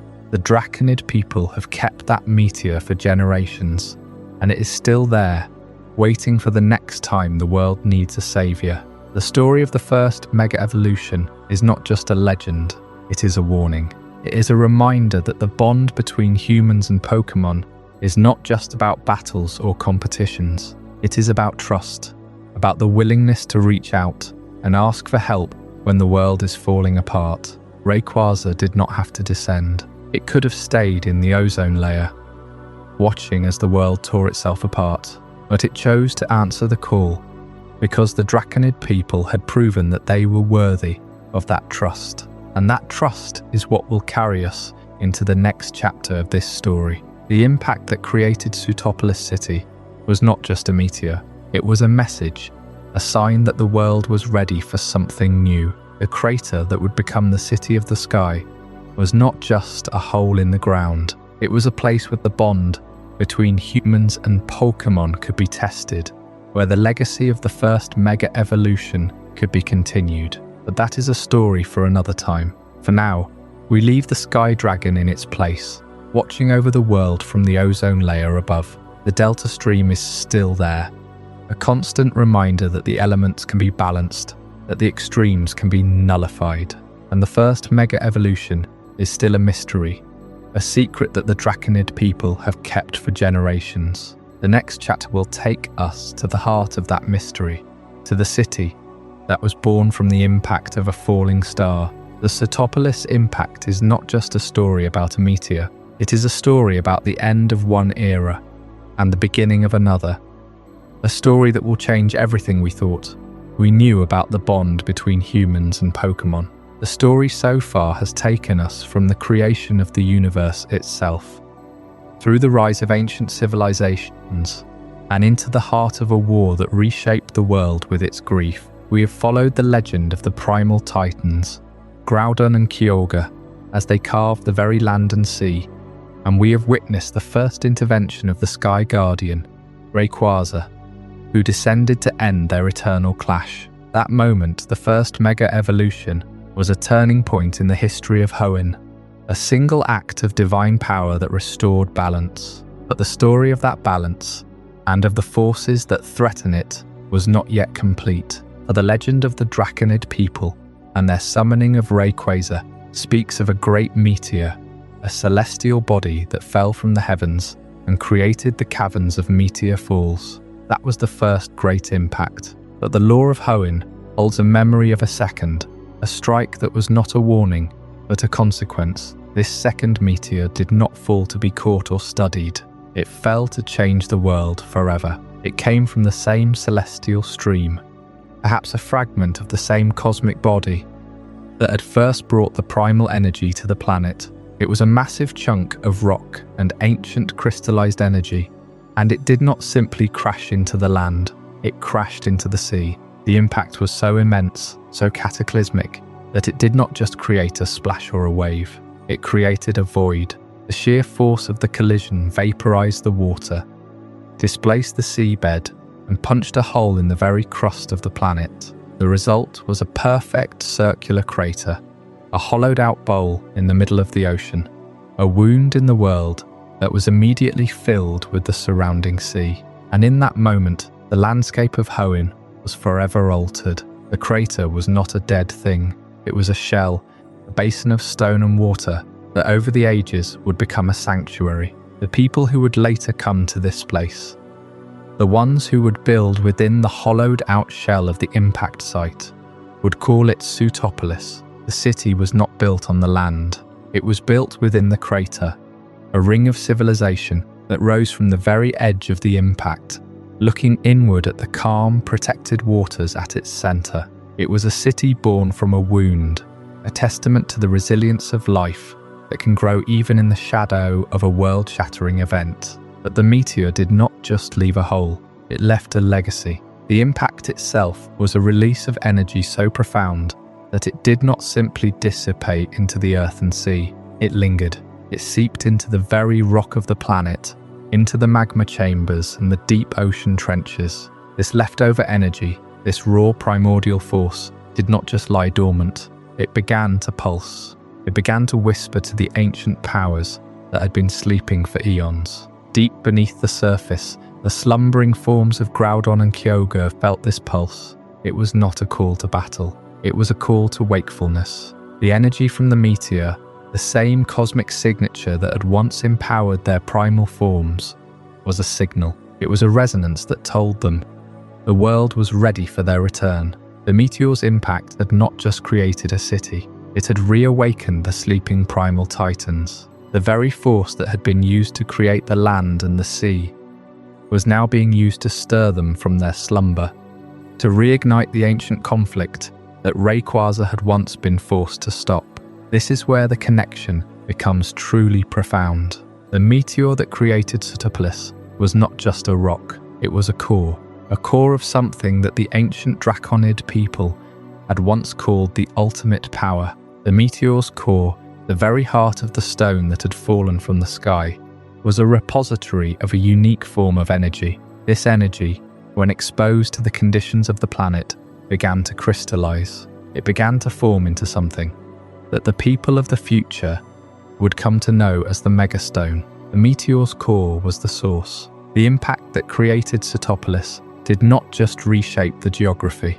It created the conditions for the evolution of the Megastone. The energy that had been released, the raw, untamed power that had awakened the Titans, was the same force that would later be harnessed by the Keystones and the Megastones of the modern era. The very city that was built in the crater, the city of Sootopolis, was built on a foundation of this cosmic energy. The water that filled the crater was not just seawater. It was water that had been saturated with the remnants of the meteor's power. A power that would one day allow a single trainer and their partner to achieve a form beyond the limits of evolution. The story of the Sootopolis Impact is not just a story of a city, it is a story of a chain reaction. A single meteor, falling from the sky, created a crater, built a city, awakened sleeping gods, and planted the seeds for a power that would change the very nature of battle. It is a reminder that in the world of Pokémon, every event, no matter how catastrophic, is a thread in a larger tapestry, a tapestry that connects the heavens to the earth, and the earth to the hearts of those who live upon it. And as the waters of Sootopolis settled, as the city grew and the Titans stirred, there was another force that remained silent, a force that was not awakened by energy, but by time, a force that was sealed away in a different kind of hollow, a different kind of chamber. The story of the Sootopolis Impact is a story of creation and awakening. But the next chapter, the story of the Sealed Golems, is a story of something else entirely. It is a story of what happens when the power of the past is not awakened, but imprisoned. The impact that created Sootopolis City was not the only time the heavens and sent something terrible to Hoenn. That city, built inside a crater, a wound in the sea, is a monument to survival. But long before that meteor fell, long before the Draconid people even whispered their first prayers to the sky, there was another kind of power in this world. A power that did not fall from above, but rose from the earth itself. A power that was not born of fire or water or sky, but of stone and ice and metal. And that power was shaped by a hand so vast, so ancient, that the mountains themselves were its tools. You have heard of the creation trio. You know of Groudon and Kyogre, who shaped the land and sea. But there is a story that comes before their eternal war. A story of a being so old that its name is barely a whisper in the ruins of the world. That being is Regigigas, and it is not a god of creation in the way of Arceus. Regigigas is a god of construction, a god of labour, a god of pulling. The legend says that Regigigas was the first of the golems, the original titan, and that it was born from the very rock of the planet. It did not create the world from nothing. It shaped the world from what was already there. It is said that Regigigas pulled the continents apart, that it used great ropes of stone and energy to drag the land masses across the primordial ocean. This is not a metaphor. The ancient texts, the ones carved into the walls of the deepest ruins, they speak of a time when the land was one single piece, and Regigigas tore it asunder with its bare hands. The continental drift that we speak of in our own world as a slow, patient movement of plates over millions of years, that was not slow in the Pokémon world. It was a single violent act of pulling, and the ropes that Regigigas used, those ropes are still there, somewhere buried beneath the earth, waiting to be found. But Regigigas could not do this work alone. It needed helpers. It needed craftsmen that could withstand the heat of the magma and the pressure of the deep earth. And so, Regigigas created 3 golems from the very materials of the world. From the hard, unyielding rock of the mountains, it formed Regirock. From the pure ancient ice that had covered the poles before the sun grew warm, it formed Regis. And from the molten metal that ran like rivers through the planet's core, it formed Registeel. These 3 were not just tools. They were extensions of Regigigas's will. They were the hands that pulled the ropes. They were the feet that pushed the continents. And for a time, this worked. The world was shaped. The land masses were separated. The oceans filled the new spaces. Life began to spread. But then, something changed. The ancient humans, the first civilizations that rose on the backs of these newly formed continents, they looked at the golems and they felt fear, not fear of destruction, not fear of fire or flood, but fear of what the golems represented. You see, Regirock, Regis and Registeel were not just strong, they were eternal. They did not age, they did not tire, they did not die. And the humans who watched them work, who saw them move mountains and freeze rivers and forge metal from the earth, they realized that if these golems could be turned against them, there would be no escape, there would be no war, there would be no victory, there would only be silence. So the ancient humans did the only thing they could. They did not try to destroy the golems, because they knew they could not. They did not try to fight Regigigas, because they knew they would lose. Instead, they sealed them. They built traps. They created puzzles. And they used a language that was older than any human tongue. A language of dots and raised surfaces. A language that could only be read by touch, Braille. But not the Braille we know today. A Braille of the gods. A Braille of the seals. The legend of the Sealed Golems is not a simple story. It is a complex, layered puzzle that has been passed down through the generations. The ancient humans, they did not just lock Regirock, Regis and Registeel in a single cave. They scattered them. They hid them across the entire Hoenn region, in different places, under different conditions. They knew that, if the golems were ever to be freed, they would need to be found in the right order.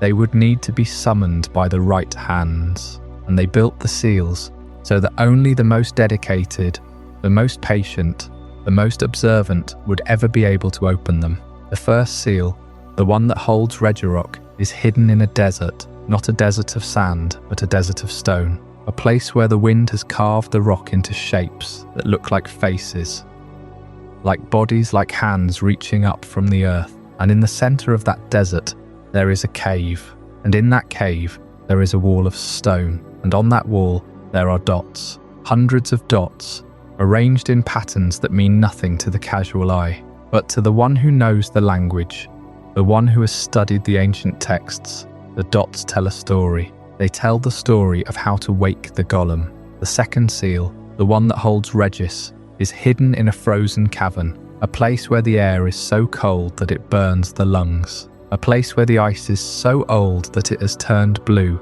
a blue so deep that it looks like the sky at midnight. And in that cavern, there is a chamber. And in that chamber, there is a floor of ice. And on that floor, there are dots. Again, hundreds of dots, arranged in a pattern that must be traced by the feet, by the body, by the very act of moving through the space. And the pattern, if you follow it correctly, will open a door in the ice. A door that leads to the chamber where Regis sleeps. The third seal, the one that holds Registeel, is hidden in a place that is not natural. It is a place that was built, a place that was carved from the mountain by the hands of the ancient humans themselves. It is a temple deep in the earth, and its walls are made of iron, not stone.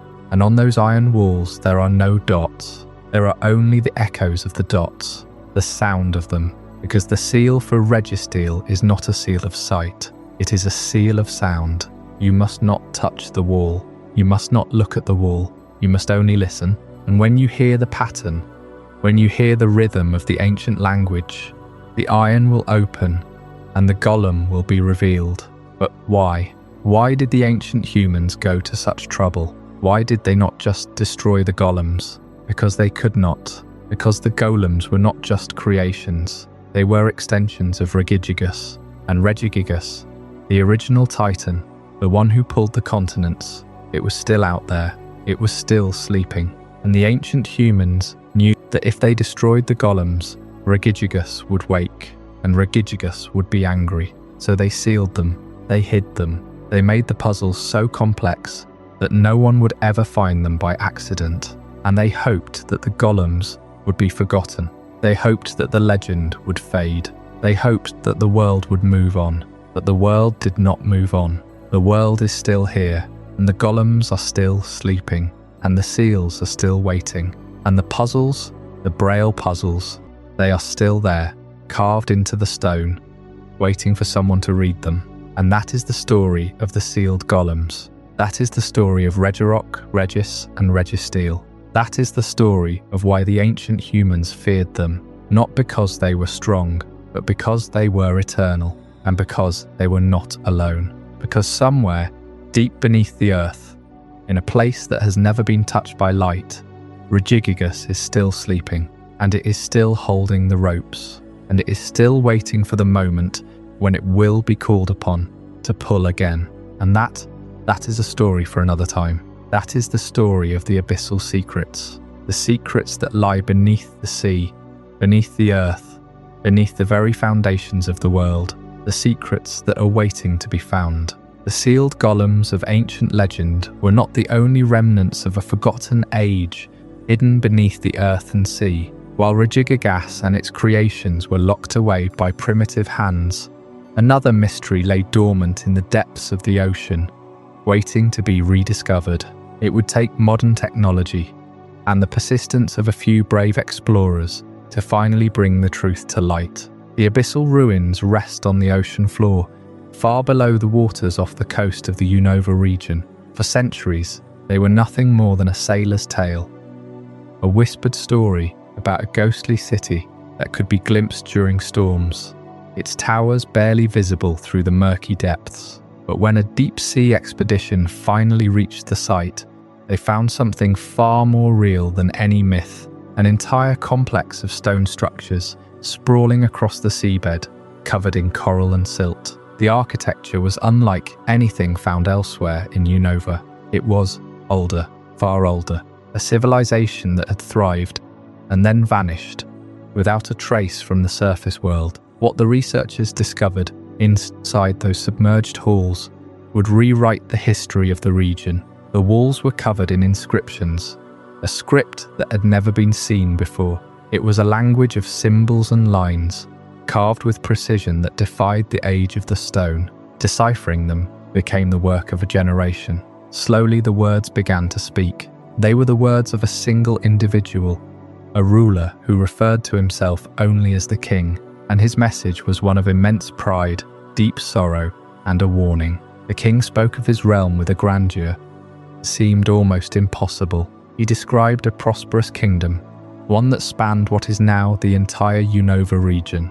He claimed to have conquered the land itself, to have built a city of such beauty that it rivaled the heavens. But beneath the boasting, there was a thread of melancholy. The ruins tell of a great calamity, a darkness that fell upon the kingdom. The king ordered his scribes to record his deeds, his treasures, and his despair. And among those treasures were the relic items, the relic crown, the relic copper, the relic silver, and the relic gold. These were not mere trinkets. They were symbols of authority, each one tied to a different aspect of the king's rule. The crown, of course, was the mark of sovereignty. The other metals represented the wealth of the land, the trade, the status of the nobility. But they were also offerings, placed in the ruins as part of a ritual, an attempt to appease whatever force was destroying the kingdom. The king hoped that by preserving these relics, he could preserve his legacy, even as his world crumbled around him. The question that haunts historians is why the entire city ended up beneath the waves. There are several theories. Some believe that a massive earthquake caused the land to sink, a sudden collapse that swallowed the capital in a single night. Others point to a great flood, a tsunami that rose from the ocean and never receded. But there is another theory, one drawn from the king's own inscriptions. He speaks of angering a power greater than himself, a force that he could not control. Some interpret this as a reference to a legendary Pokémon, perhaps one associated with the sea or the land itself. The king's hubris may have provoked a divine punishment, and the city was submerged as a consequence. Whatever the cause, the abyssal ruins remained hidden for millennia, their secrets kept by the cold, dark water. Only in recent years have divers and submarines been able to penetrate the deepest chambers, retrieving fragments of the king's story. The relics themselves are now studied in museums, but they still hold an air of mystery. They are artifacts from a time when humans and Pokémon lived in a different kind of relationship, when kings ruled with absolute power, and their downfall was written into the very stones that now lie at the bottom of the sea. The lost civilization of Unova is a stark reminder that even the greatest empires can be erased. But the king's voice, imprisoned in those carvings, has finally been heard again. It tells of a world that was, and of a pride that led to ruin. And as we listen, we realize that not all secrets have been unearthed. Far older, far stranger forces are waiting, not beneath the waves, but beyond the sky. In the darkness of space, something else is approaching, carrying a mystery that will challenge everything we know about the history of this world. The next chapter is written in the stars. It is a story of an arrival that changed everything, and it begins not with a king, but with a creature from beyond. The abyssal ruins hold the whispers of a king who sought to rule Unova, a story written deep below the ocean's surface. But if we look up, far beyond the sky of this ancient world, another kind of arrival was already written into the stars, a descent that would not shape a kingdom, but reshape an entire region's biology, mythology, and very future. We are going back in time, to a moment, roughly 20,000 years before the present day, to a place that would eventually become known as the Galar region. Long before the people of Galar built their cities, before the towers of Hammerlock rose against the horizon, a meteor streaked across the prehistoric sky. It carried no simple stone, no common iron from the void. It carried a seed of chaos, an alien life form. When it struck the surface, the impact did not just scar the land. It introduced a foreign element into the planet's very ecosystem. That element was a creature known as Eternatus. Eternatus was never meant to exist in our world. It is an extraterrestrial being, a living parasite of pure energy that drifts through the cosmos, drawn instinctively to the life force of living planets. Our world, rich with the mysterious energy we now call infinity energy, was a beacon to it. It arrived hungry. It began to pull the planet's energy toward itself, gathering power in a way that warped the fabric of the surrounding land. It did not just land here, it latched on, sinking its presence into the very geology of the region, drawing sustenance from the earth itself. This is where the biology of Galar begins to differ from every other region. As Eternatus drew energy from the earth, it also leaked its own. This energy, sometimes called Eternamate, or simply Dynamax particles, bled into the soil and the air. It created what we now call power spots, invisible wounds in the terrain where the alien energy pooled closest to the surface. Over centuries and millennia, the native Pokémon of Galar were exposed to this concentrated extraterrestrial radiation. They adapted.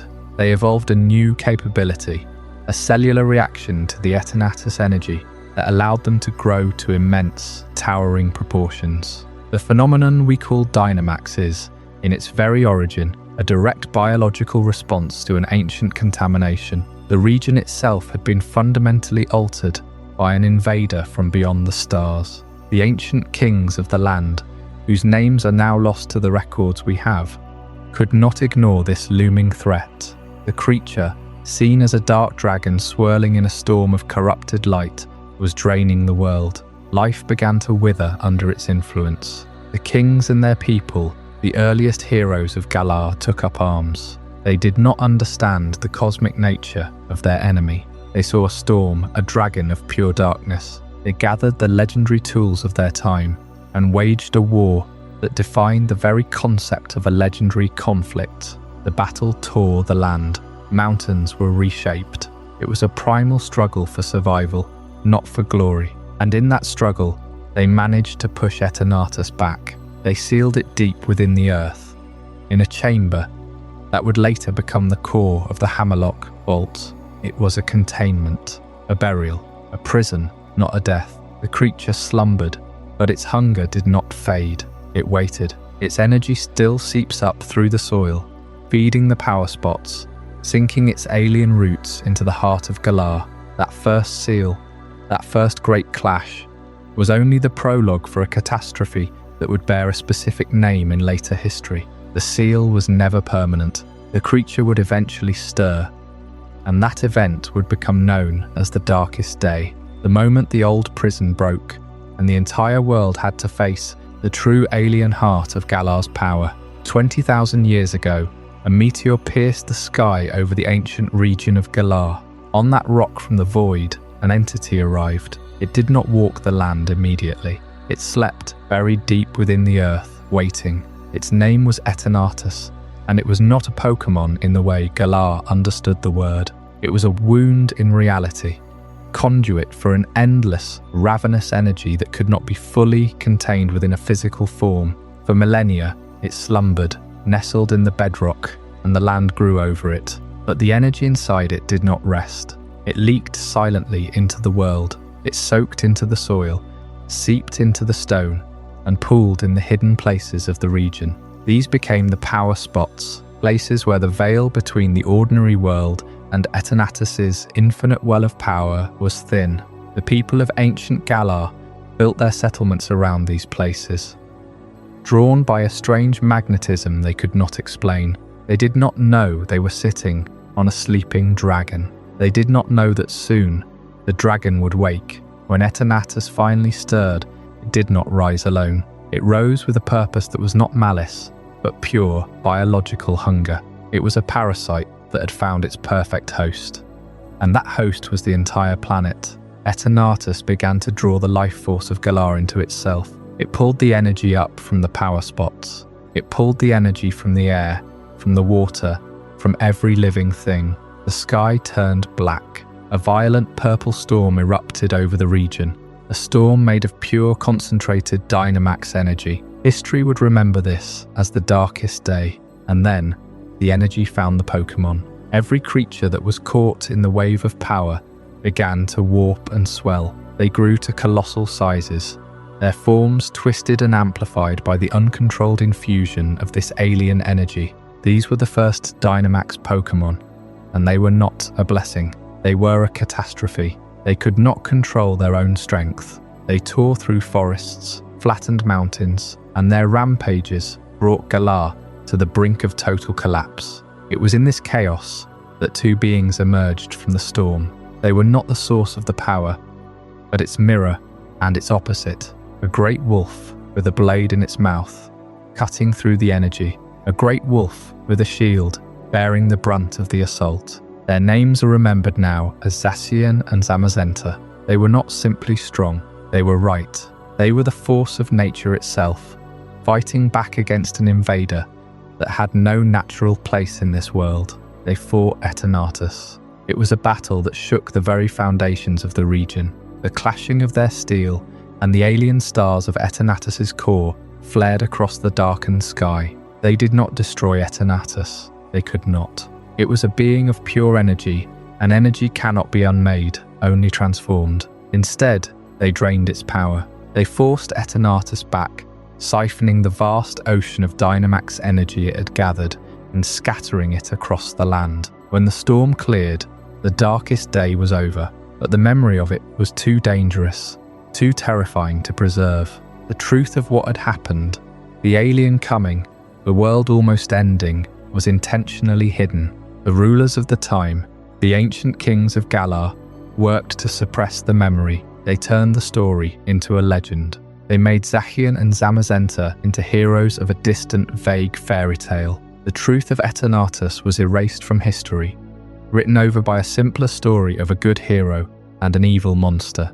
The people were told not to fear the power spots, but to use them. The technology of Dynamaxing was born from this suppressed history, a celebration built directly on top of a near-extinction event. But when the energy was scattered by the twin heroes, it did not vanish, it crystallized. It fell to the earth as tiny, glittering fragments of Eternatus's power scattered across the region. These remnants, imbued with the same incredible potential that had nearly destroyed the world, awaited discovery. They would become the foundation of Galar's future, the catalyst for a new era of power, and the greatest secret kept by the people of that land.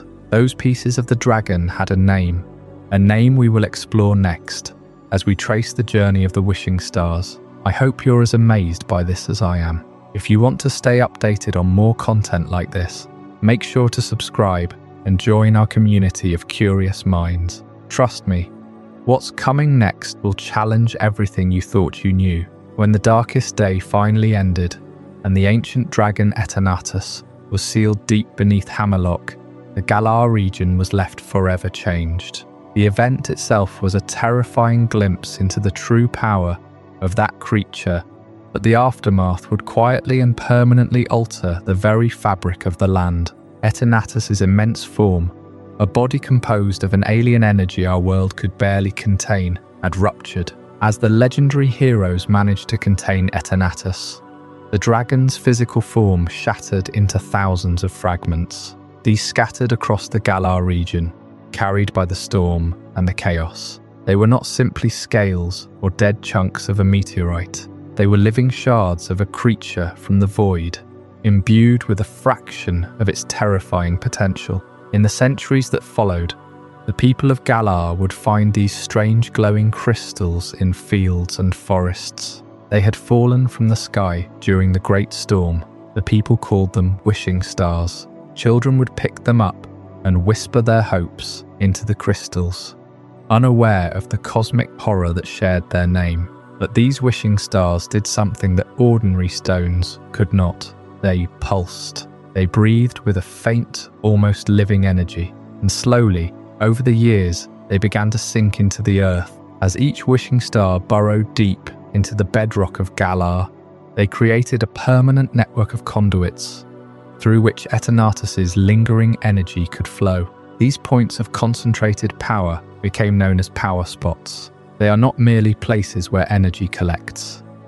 They are geological anomalies, sites where the energy of the darkest day back to the surface from its vast subterranean reservoir. The entire region of Galar is now crisscrossed by this invisible lattice of power. The Galar Pokémon League, in its wisdom and ambition, built its entire infrastructure around these spots. The stadiums in Wyndon, Hammerlock, Circhester, all of them sit directly atop major power spots. They are the lifeblood of the region's battling culture. But the energy does not just sit there, it waits. And when the right conditions are met, a massive localized distortion in space-time occurs. This is the scientific reality behind Dynamaxing. When a Pokémon is exposed to the concentrated energy of a power spot, its biology is forced into an alternate dimensional state. The Pokémon does not simply grow larger, its physical mass is partially displaced into a separate plane of reality, while its power is projected outward into our world as a giant spectral form. The red cloud-like energy that envelops a Dynamax Pokémon is raw, uncontained power bleeding across dimensional boundaries. The 3-turn limit is not merely a game mechanic, it is a fundamental safety threshold. To remain in that state any longer risks the collapse of the dimensional compression, causing catastrophic damage to the Pokémon and a potential explosion of energy that would echo the darkest day itself. Galar took a catastrophic wound and turned it into a sport. They monetized the echo of an extinction event, but they never fully understood what they were really handling. This is the hidden danger of the Galar Pokémon League. It is a spectacle of borrowed power. Chairman Rose understood this better than anyone. He saw the Dynamax energy not as an infinite resource, but as a finite reserve being drained by every single gym battle, every championship match. He was obsessed with an impending energy crisis. Every wishing star used to power a Dynamax band is a piece of Eternatus that will never return to the earth. Every bout in a stadium is a miniature echo of the darkest day. By building an entire society and competitive structure on this energy, the Galar League tied its fate to the continued dormancy of Eternatus. If the power spots ever dry up, the entire system collapses. Chairman Rose's plan to reawaken Eternatus was extreme and catastrophic, but it highlights a terrifying truth. The foundation of modern Galar is made of wishing stars, and wishing stars are made of the body of an alien dragon. The system works perfectly, as long as you never look too closely at where your power actually comes from. If you want to see a truly natural containment of impossible power, a phenomenon that was shaped by the slow, patient work of the Earth itself over millions of years, you have to look far across the ocean from Galar. There is a region where the ground simply gave way long before human history, creating a wound in the world that has kept its secrets perfectly sealed. An ecosystem evolved in total isolation, a power source that makes the captured energy of Eternatus look like a temporary solution, a place where the very rules of matter and energy bend into something completely new. The deepest mystery of the Pokémon world does not lie in a sealed tomb or the body of a buried dragon. It lies at the bottom of the great crater of Paldea. The fragments of Eternatus, scattered across Galar as wishing stars, represent just one example of a celestial body seeding a region with extraordinary energy. But to understand a different kind of power, one that pulses from the Earth itself rather than falling from the stars, we must travel south across the sea to the region of Paldea. Here, the landscape is dominated by a single overwhelming feature, a scar on the planet so immense that it defies the very rules of geology and physics. The great crater of Paldea, 2 million years ago. The exact time frame is a source of debate, with some geological records stretching the figure closer to 1 million years. But the most commonly accepted origin places the event at around 2 million years in the past. It was a seismic upheaval of almost unimaginable force, a deep, violent reaction from the planet's core. This was no mere meteorite impact, no simple dent in the crust. The ground did not simply shake. It ruptured, folding inward to create a wound in the world that would never fully heal. The result was that massive chasm ringed by mountains, a perfectly sealed natural fortress where the surface of the Earth was inverted and turned inside out. What makes the great crater so perplexing, so unique in the known world, is not just its age or its immense size, but the physical laws it appears to break. Weather systems behave differently inside the bowl. The cliffs create a perpetual veil of clouds that obscures the crater floor from the world above. The climate operates on its own schedule, completely shielded from the rest of Paldea by the massive stone walls. Scientists have tried for centuries to measure and catalogue the energy field that surrounds the crater. It is not electromagnetic in the traditional sense. It confounds their instruments, creating a lensing effect in the air, a constant shimmer on the horizon.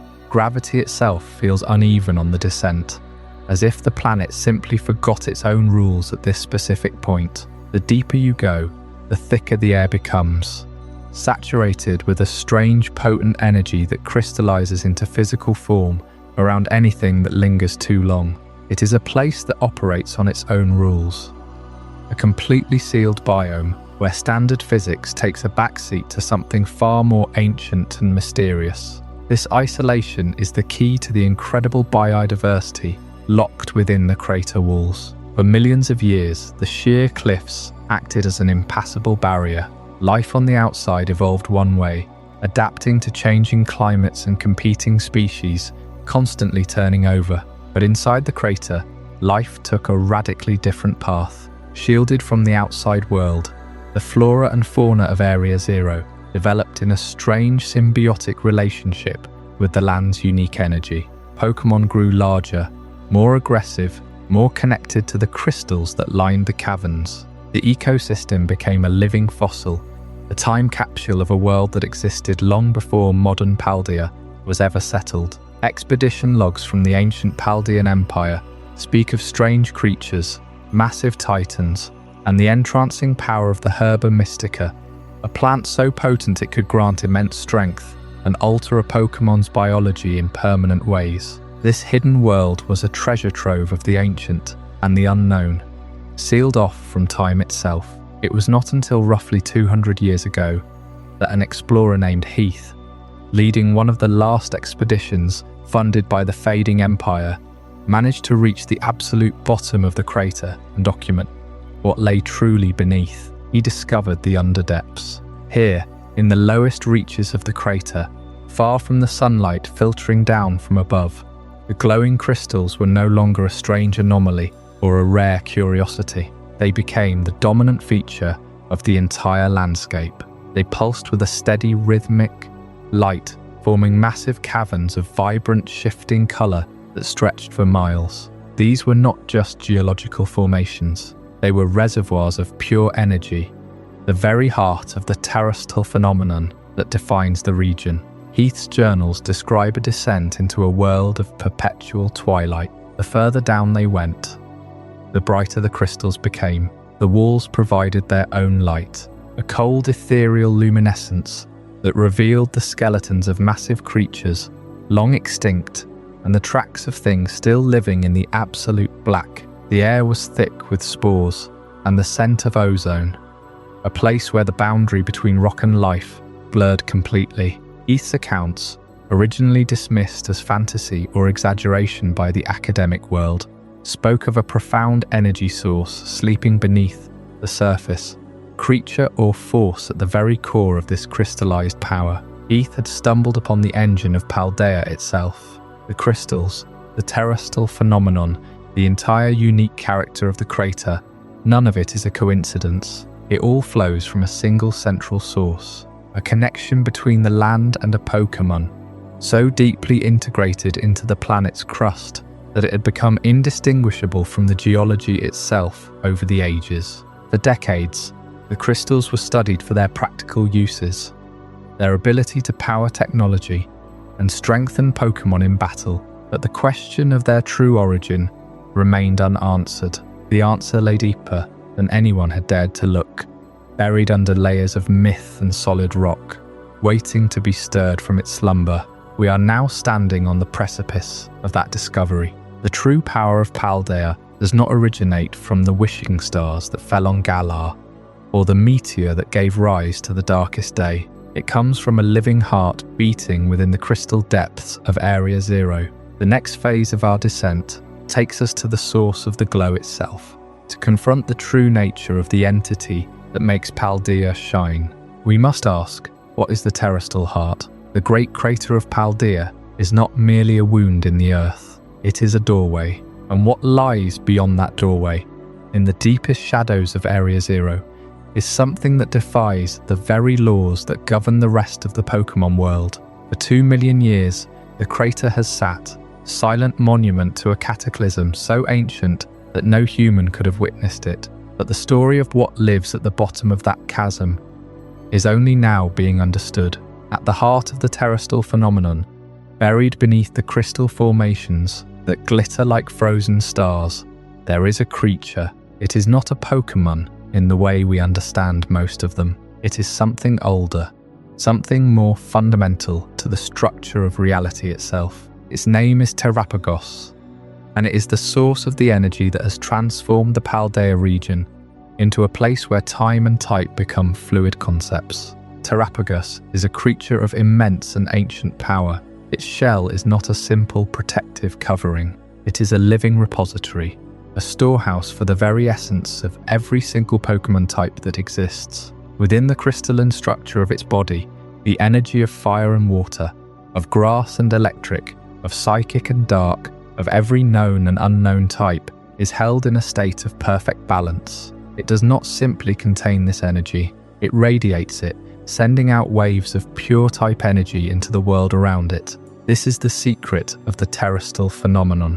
When a Pokémon in Paldea is exposed to the energy that Terapagos emits, it undergoes a transformation.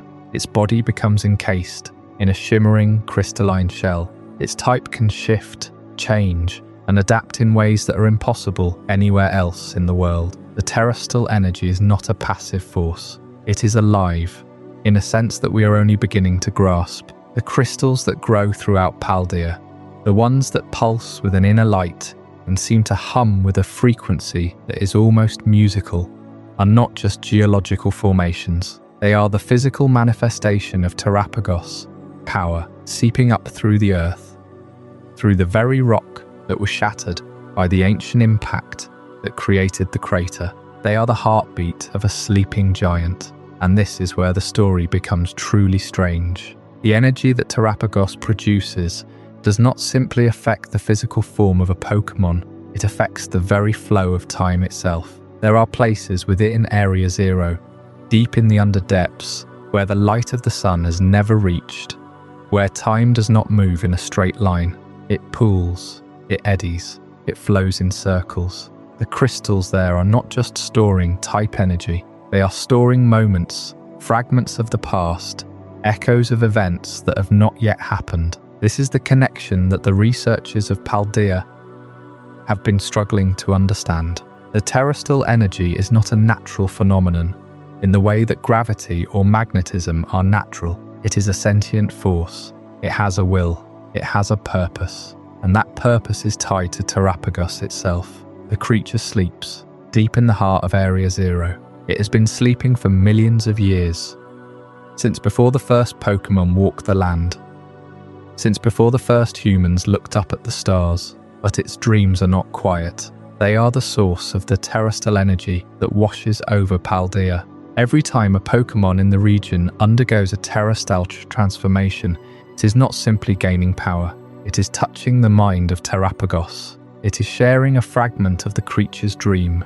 The implications of this are staggering. If Terapagos is the source of the Terastal phenomenon, then it is also the source of the crystals that have been found throughout the region. It is the reason why the Great Crater of Paldea is a place where the laws of physics seem to bend and break. It is the reason why the Paldean Empire, in its final days, poured so much of its wealth into exploring the depths of Area Zero.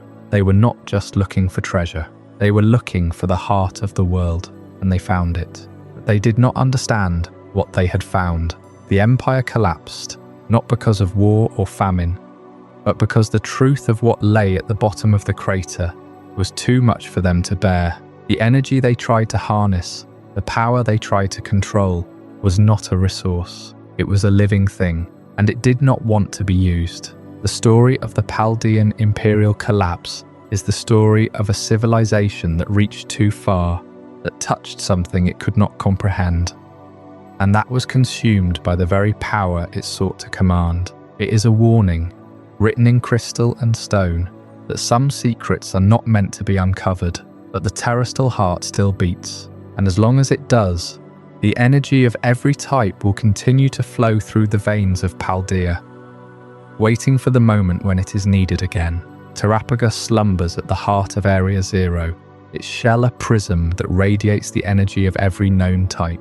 But such immense power does not exist in a vacuum. In the ancient history of Paldea, the Great Crater was not just a geological wonder or a biological anomaly. It was a siren song, and it captivated an entire empire. The Paldean Empire was, by all records we have left to us, a proud and ambitious kingdom. Its rulers looked upon the vast wound in the earth and did not see a scar on the landscape. They saw a gateway, a wellspring of unlimited potential. Before the empire fell, it poured the vast majority of its wealth into what historians now call the Great Exploration Era. They built complex mechanisms to descend into the depths, braving the strange gravity and the hostile inverted ecosystem. They retrieved treasures that defied imagination, metals that bent light, herbs that could heal any wound, the precursors to what we know today as Herba Mystica. They pulled shimmering crystals from the earth that resonated with the very life force of Pokémon. The lost records of this era speak of entire libraries filled with observations of the creator's biology, of captured Pokémon that glowed with an energy no one had ever seen outside those walls. For a time, Paldea was the richest and most advanced civilization on the continent, its status built entirely on the spoils of the Abyss. But the crater demands a toll, and the Empire was reckless. Expeditions became more frequent, more expensive, and more desperate. They lost entire teams to the depths, to the powerful wild Pokémon that guarded the inner sanctums, to the crushing pressure and the madness of isolation.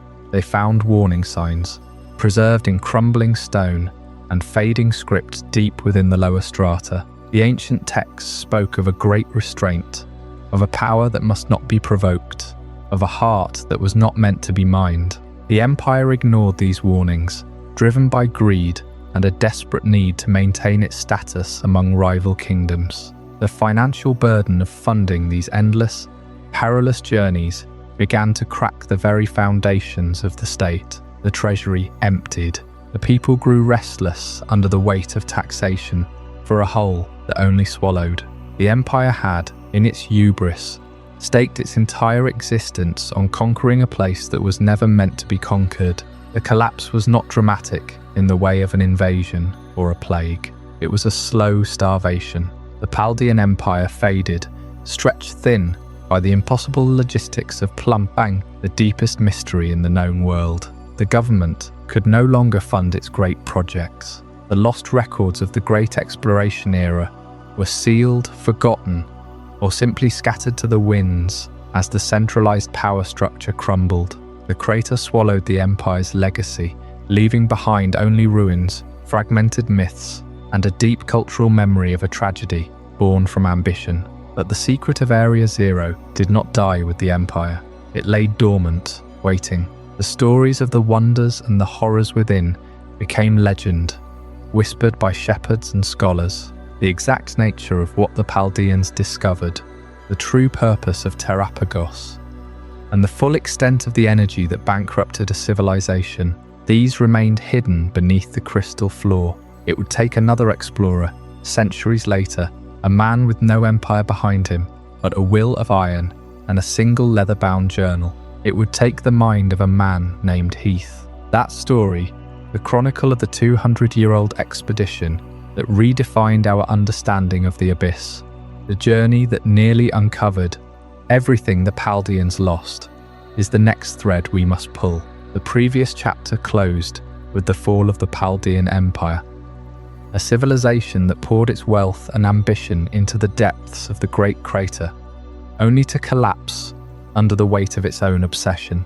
But the crater did not forget its explorers, and one of them, a man named Heath, would leave a mark on Paldean history so deep that it would take 2 centuries for the world to fully understand what he had seen. 200 years ago, Heath led an expedition into Area Zero. He was not the first to attempt the descent, but he was the first to reach the bottom and return with something more than rumours. The Paldean Empire had funded these journeys for decades, hoping to find treasure, rare minerals, or perhaps a source of power that could restore their fading influence. But what Heath found was not treasure, it was not a mineral, and it was certainly not a power that could be controlled. Heath brought back a book. The Scarlet and Violet Book, as it came to be called, was a record of his journey, filled with sketches, notes, and descriptions of creatures that no one had ever seen before. The scientific community of the time was baffled. The creatures in Heath's drawings did not match any known Pokémon. They looked like ghosts of the past and visions of the future, twisted together into forms that seemed to defy the natural order of evolution. The book was dismissed as fantasy. Critics called it a work of fiction, a product of the isolation and pressure of the deep crater.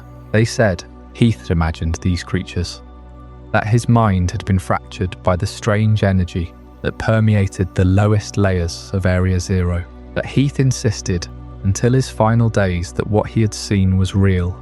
And then there was the memory gap. Heath could not remember everything. He described his encounter with a creature he called the Disc Pokémon, a being of pure light and geometry that seemed to hover at the very bottom of the crater. He sketched it, wrote about it, but when he tried to recall the details of that meeting, his mind went blank. He said it was like a dream that faded the moment he woke, leaving only a feeling of awe and a faint sense of something he could not put into words. The Disc Pokémon, as Heath drew it, was a being of circles and rings, a shape that did not belong to any known Pokémon family. And yet, 2 centuries later, when scientists finally descended into the deepest parts of Area Zero, they found something that matched Heath's sketches. They found a creature of crystal and light, a being that seemed to store the energy of every type in its shell. They called it Terapagos. But Heath's book contained more than one prophecy. His sketches of the Disc Pokémon were only the beginning. He also drew creatures that looked like ancient versions of modern Pokémon, beings of scale and fang that seemed to come from a time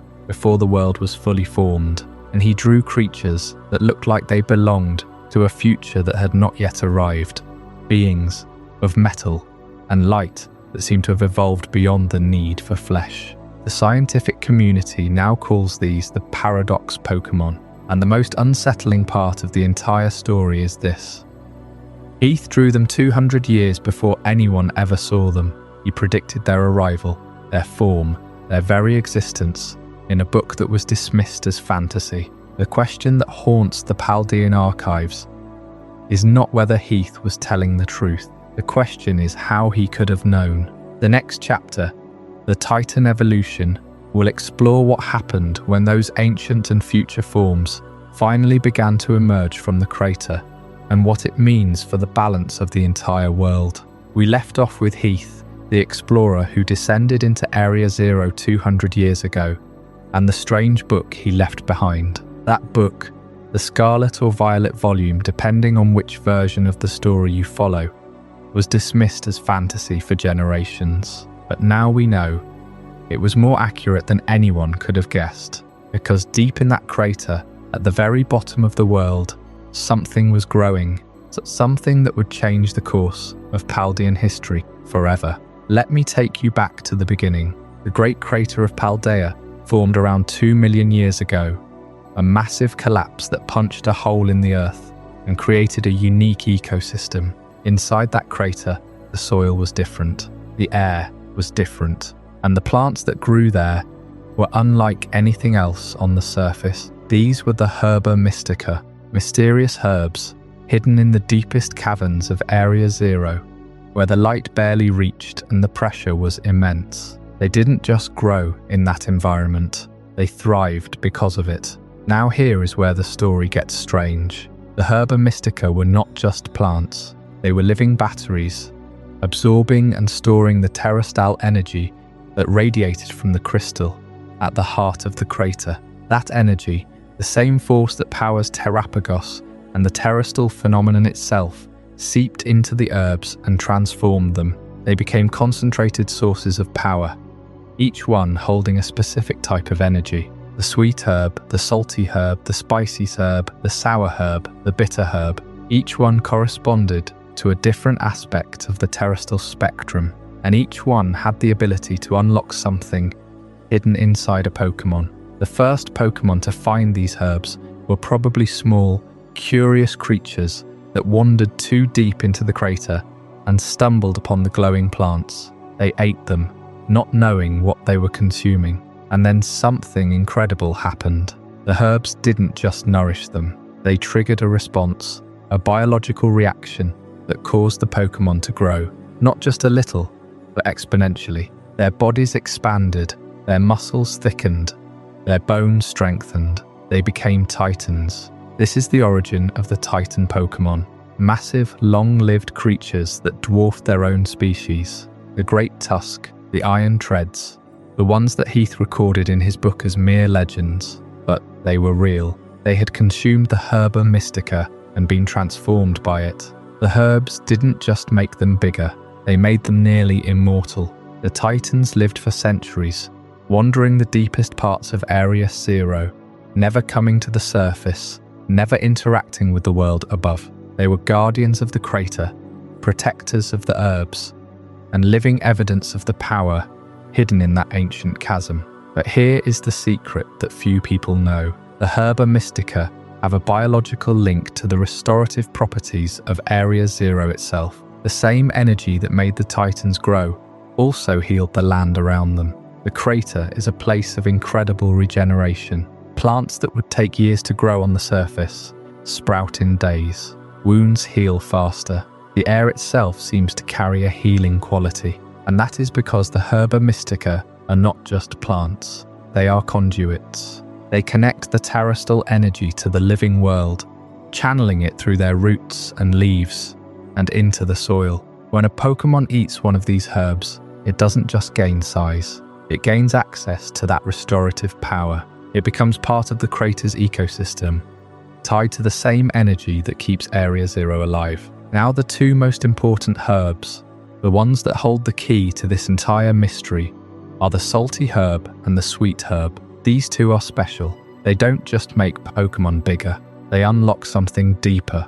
The salty herb seems to trigger a defensive response, hardening the Pokémon's body, making it resistant to damage. The sweet herb, on the other hand, opens up a different pathway. It allows the Pokémon to access a hidden potential, a power that lies dormant in every creature. Together, these two herbs represent the two sides of the Titan evolution, the physical transformation and the spiritual awakening. And that is why they are so rare. That is why they are guarded so fiercely by the Titans themselves. So what does this mean for the rest of Paldea? It means that the Herba Mystica are not just a curiosity. They are a link to the past, a connection to the ancient power that shaped this region. And as we move forward, we will see how this power is not just limited to the crater. It reaches out, touching other parts of the world, other stories that have yet to be told. The next chapter in this journey will take us to a place where two empires once stood,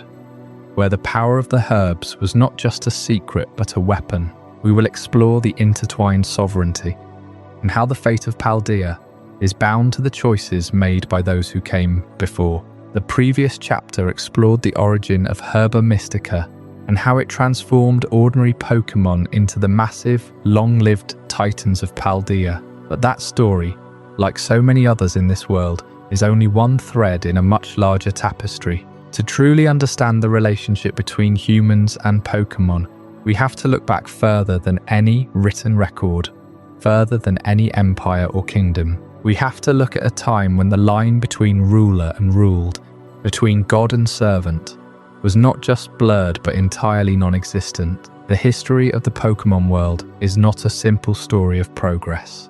It is a story of shifting power, of changing beliefs, and of a slow, almost imperceptible transition from reverence to partnership. In the earliest days, before the first cities rose from the earth, before the first kings claimed their thrones, Pokémon were not companions. They were forces of nature, and nature itself was something to be feared, worshipped, and appeased. The behavior of local Pokémon did not just influence human laws.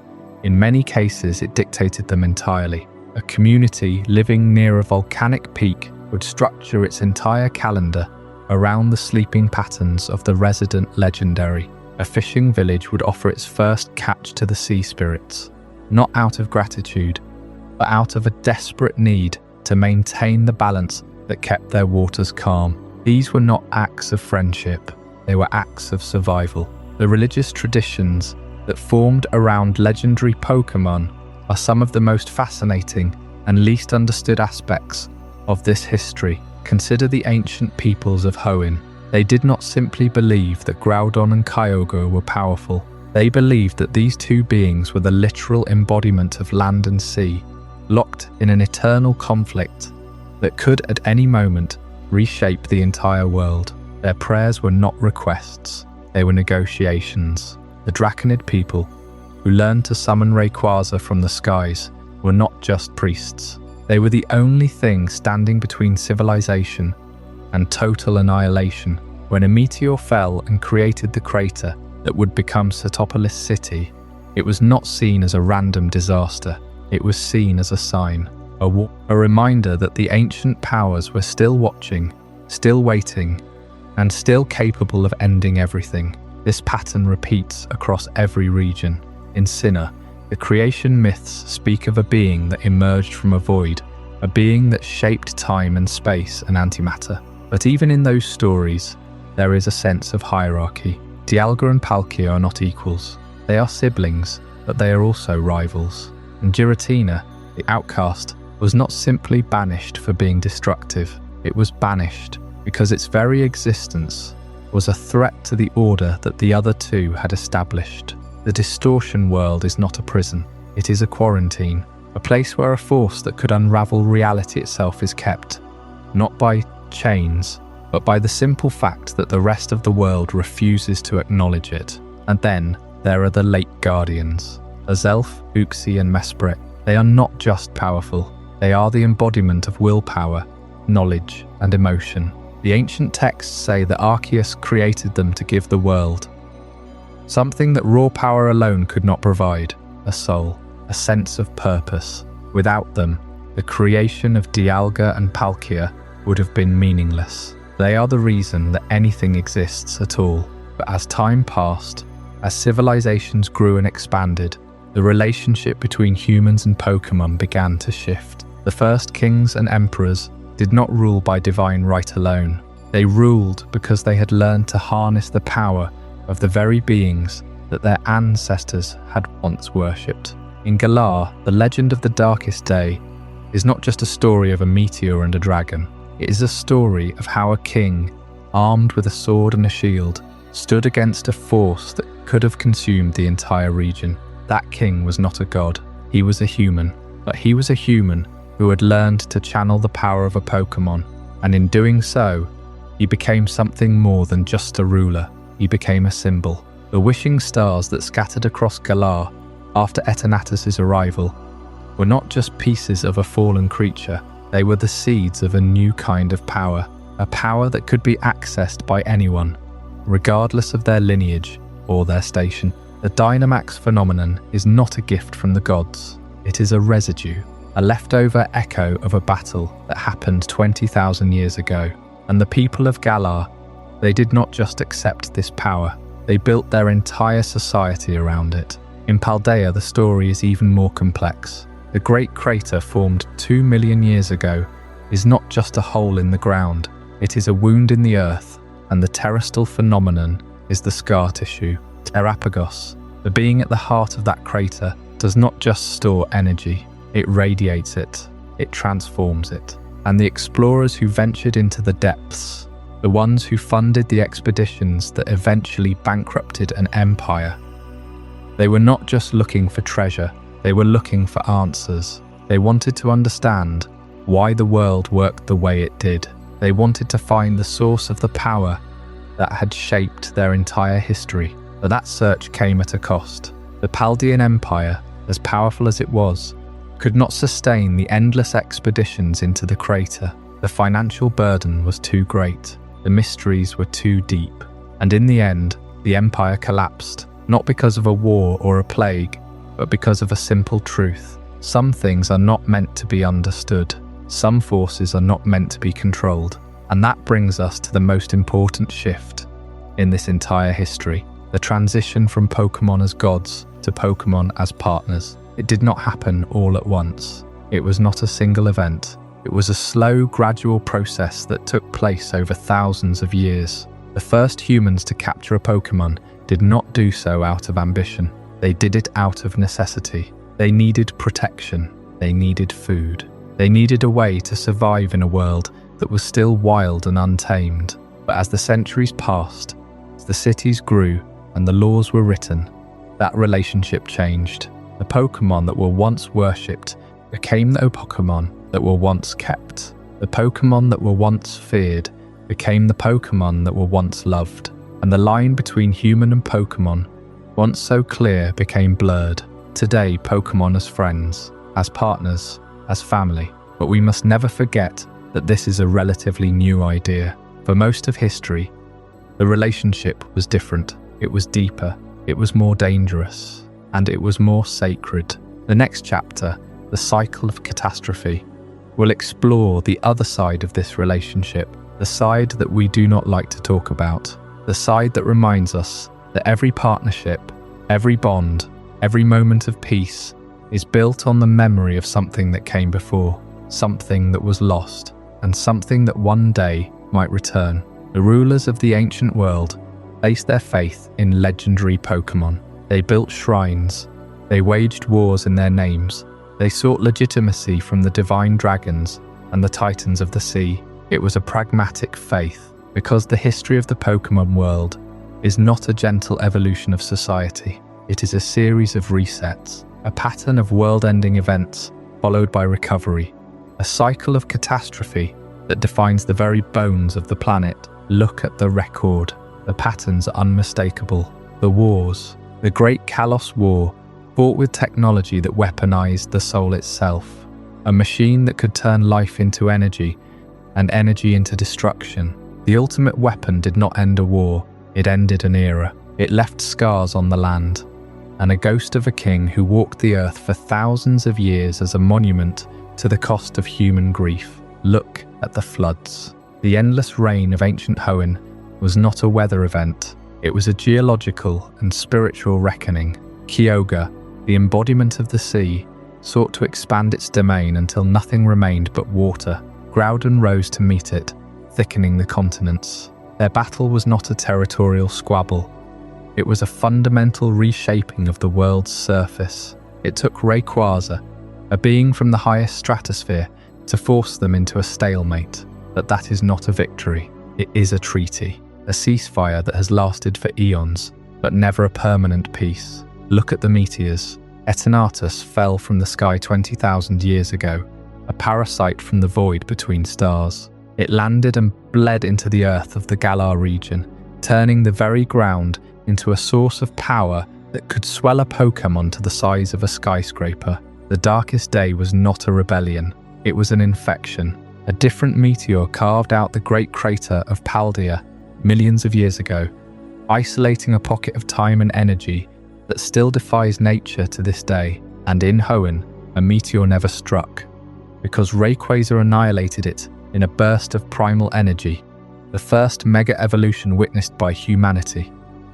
A desperate move to prevent another extinction event before it could begin. Why is this world so uniquely prone to these disasters? Because it was not built from static laws of physics. It was created from concepts. Arceus gave birth to time, space, and antimatter. The late Guardians gave the world willpower, knowledge, and emotion. The Pokémon world does not operate on a foundation of cold, unbreakable logic. It operates on a substrate of feeling and myth. Reality is thin. The boundaries between dimensions are dangerously close. The energy of life itself, so-called infinity energy, can be harvested, weaponized, and corrupted.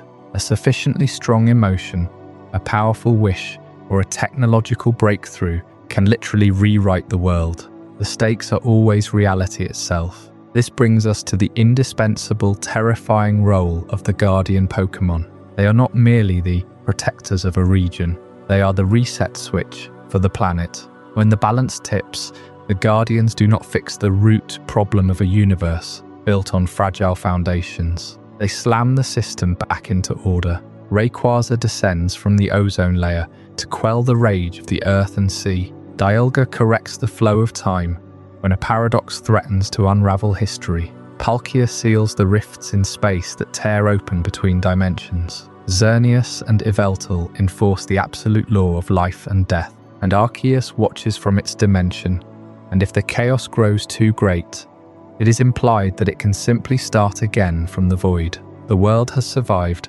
not because it is resilient, but because it has powerful administrators who value the status quo over absolute annihilation. They are the reason there is still a world to live in, but their intervention highlights a haunting truth. The system is inherently unstable. The crash is not a question of, but of, which brings us to a theory that lingers over every piece of this deep history. The theory that the Pokémon world, as we experience it in the modern era of the games, is existing within a window of unstable peace. The ancient wars are settled, the primal legends are slumbering, the empires have collapsed, that the triggers for catastrophe are more active than ever. The technology to harvest infinity energy is widespread. The understanding of dimensional travel is growing to a dangerous degree. The very creation deity has walked among humans. The paradox creatures of Area Zero suggest that the future and the past are bleeding into the present. Every generation of trainers that sets out from their hometown is potentially walking into the next great reset. The world is surviving on borrowed time, holding its breath until the next meteor, the next war, the next flood. The peace feels stable only because the scale of the threat is so vast that a single person has to step up every few years to prevent the end of everything. But all of this understanding, this entire framework of cycles and resets and guardians, it depends entirely on the accuracy of the stories we have gathered.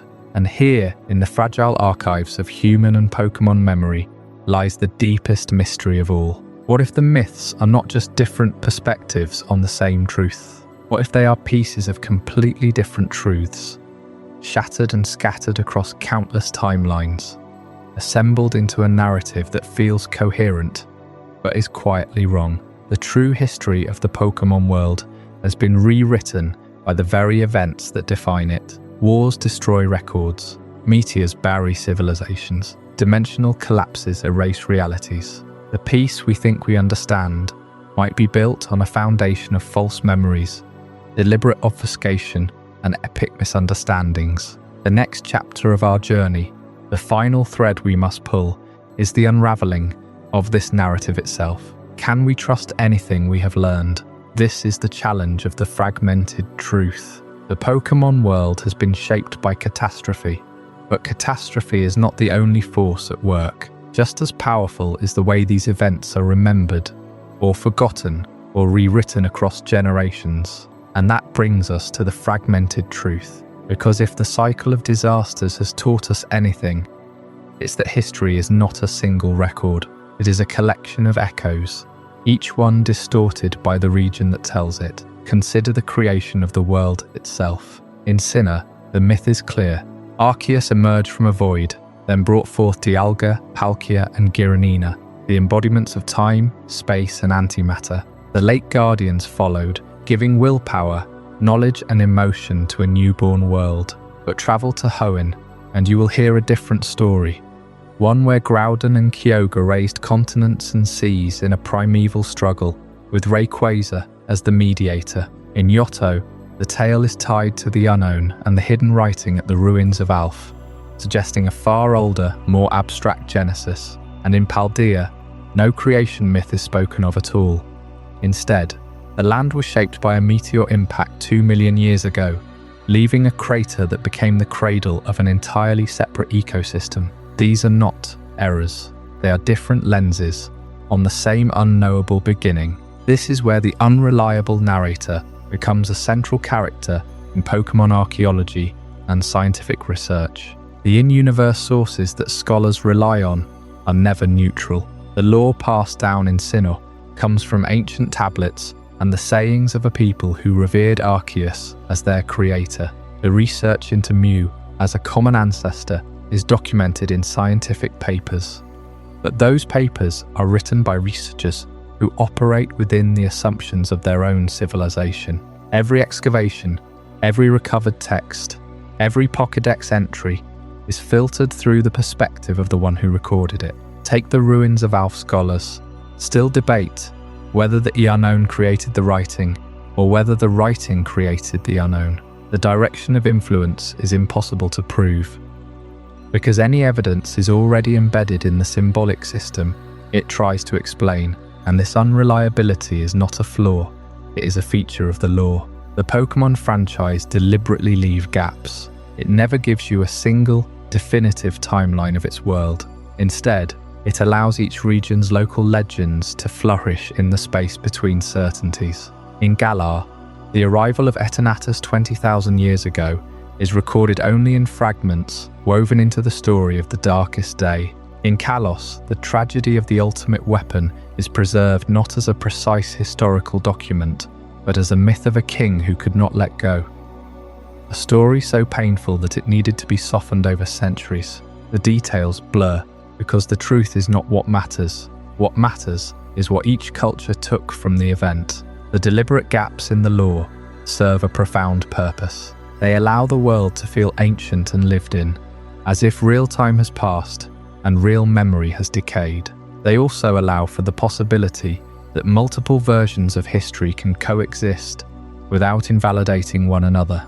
A scholar in Sinnoh may insist that Arceus is the singular creator, while a Draconid elder in Hoenn may speak of Rayquaza descending from the heavens to stop a primal war. Both are true, because each tradition reflects a genuine encounter with the forces that shaped that region. The Pokémon world is not built on a single foundation. It is a tapestry woven from many threads, each one a complete history when seen from the right angle. And this is the final revelation. Every creation myth, every ancient disaster, every record of a legendary intervention is equally valid within its own context. The Kalos War, the Hoenn Meteor, the Great Crater of Paldea, the Distortion World, the birth of the Unowned Script. These are not pieces of a puzzle that must be forced into alignment. They are the puzzle itself, whole and intact, if you accept that the truth is not a straight line. It is a fractured mosaic, and the fractures are what give the picture its depth. So when you hear a myth from one region that contradicts the myth of another, do not try to reconcile them. Listen to both, because the Pokémon world's history is not a single story told once. It is a chorus of voices, each one singing the song that saved their corner of the world. And the reason we can never pin it down to one official version is that no one voice could ever hold all that the Pokémon world is. That is the fragmented truth, and it is the only truth we need. What did you think of this journey? I'd love to hear your thoughts in the comments below. If this changed your perspective or taught you something new, consider subscribing for more mind-expanding content. And if you know someone who would find this as fascinating as you did, share it with them. These are the kind of conversations that matter.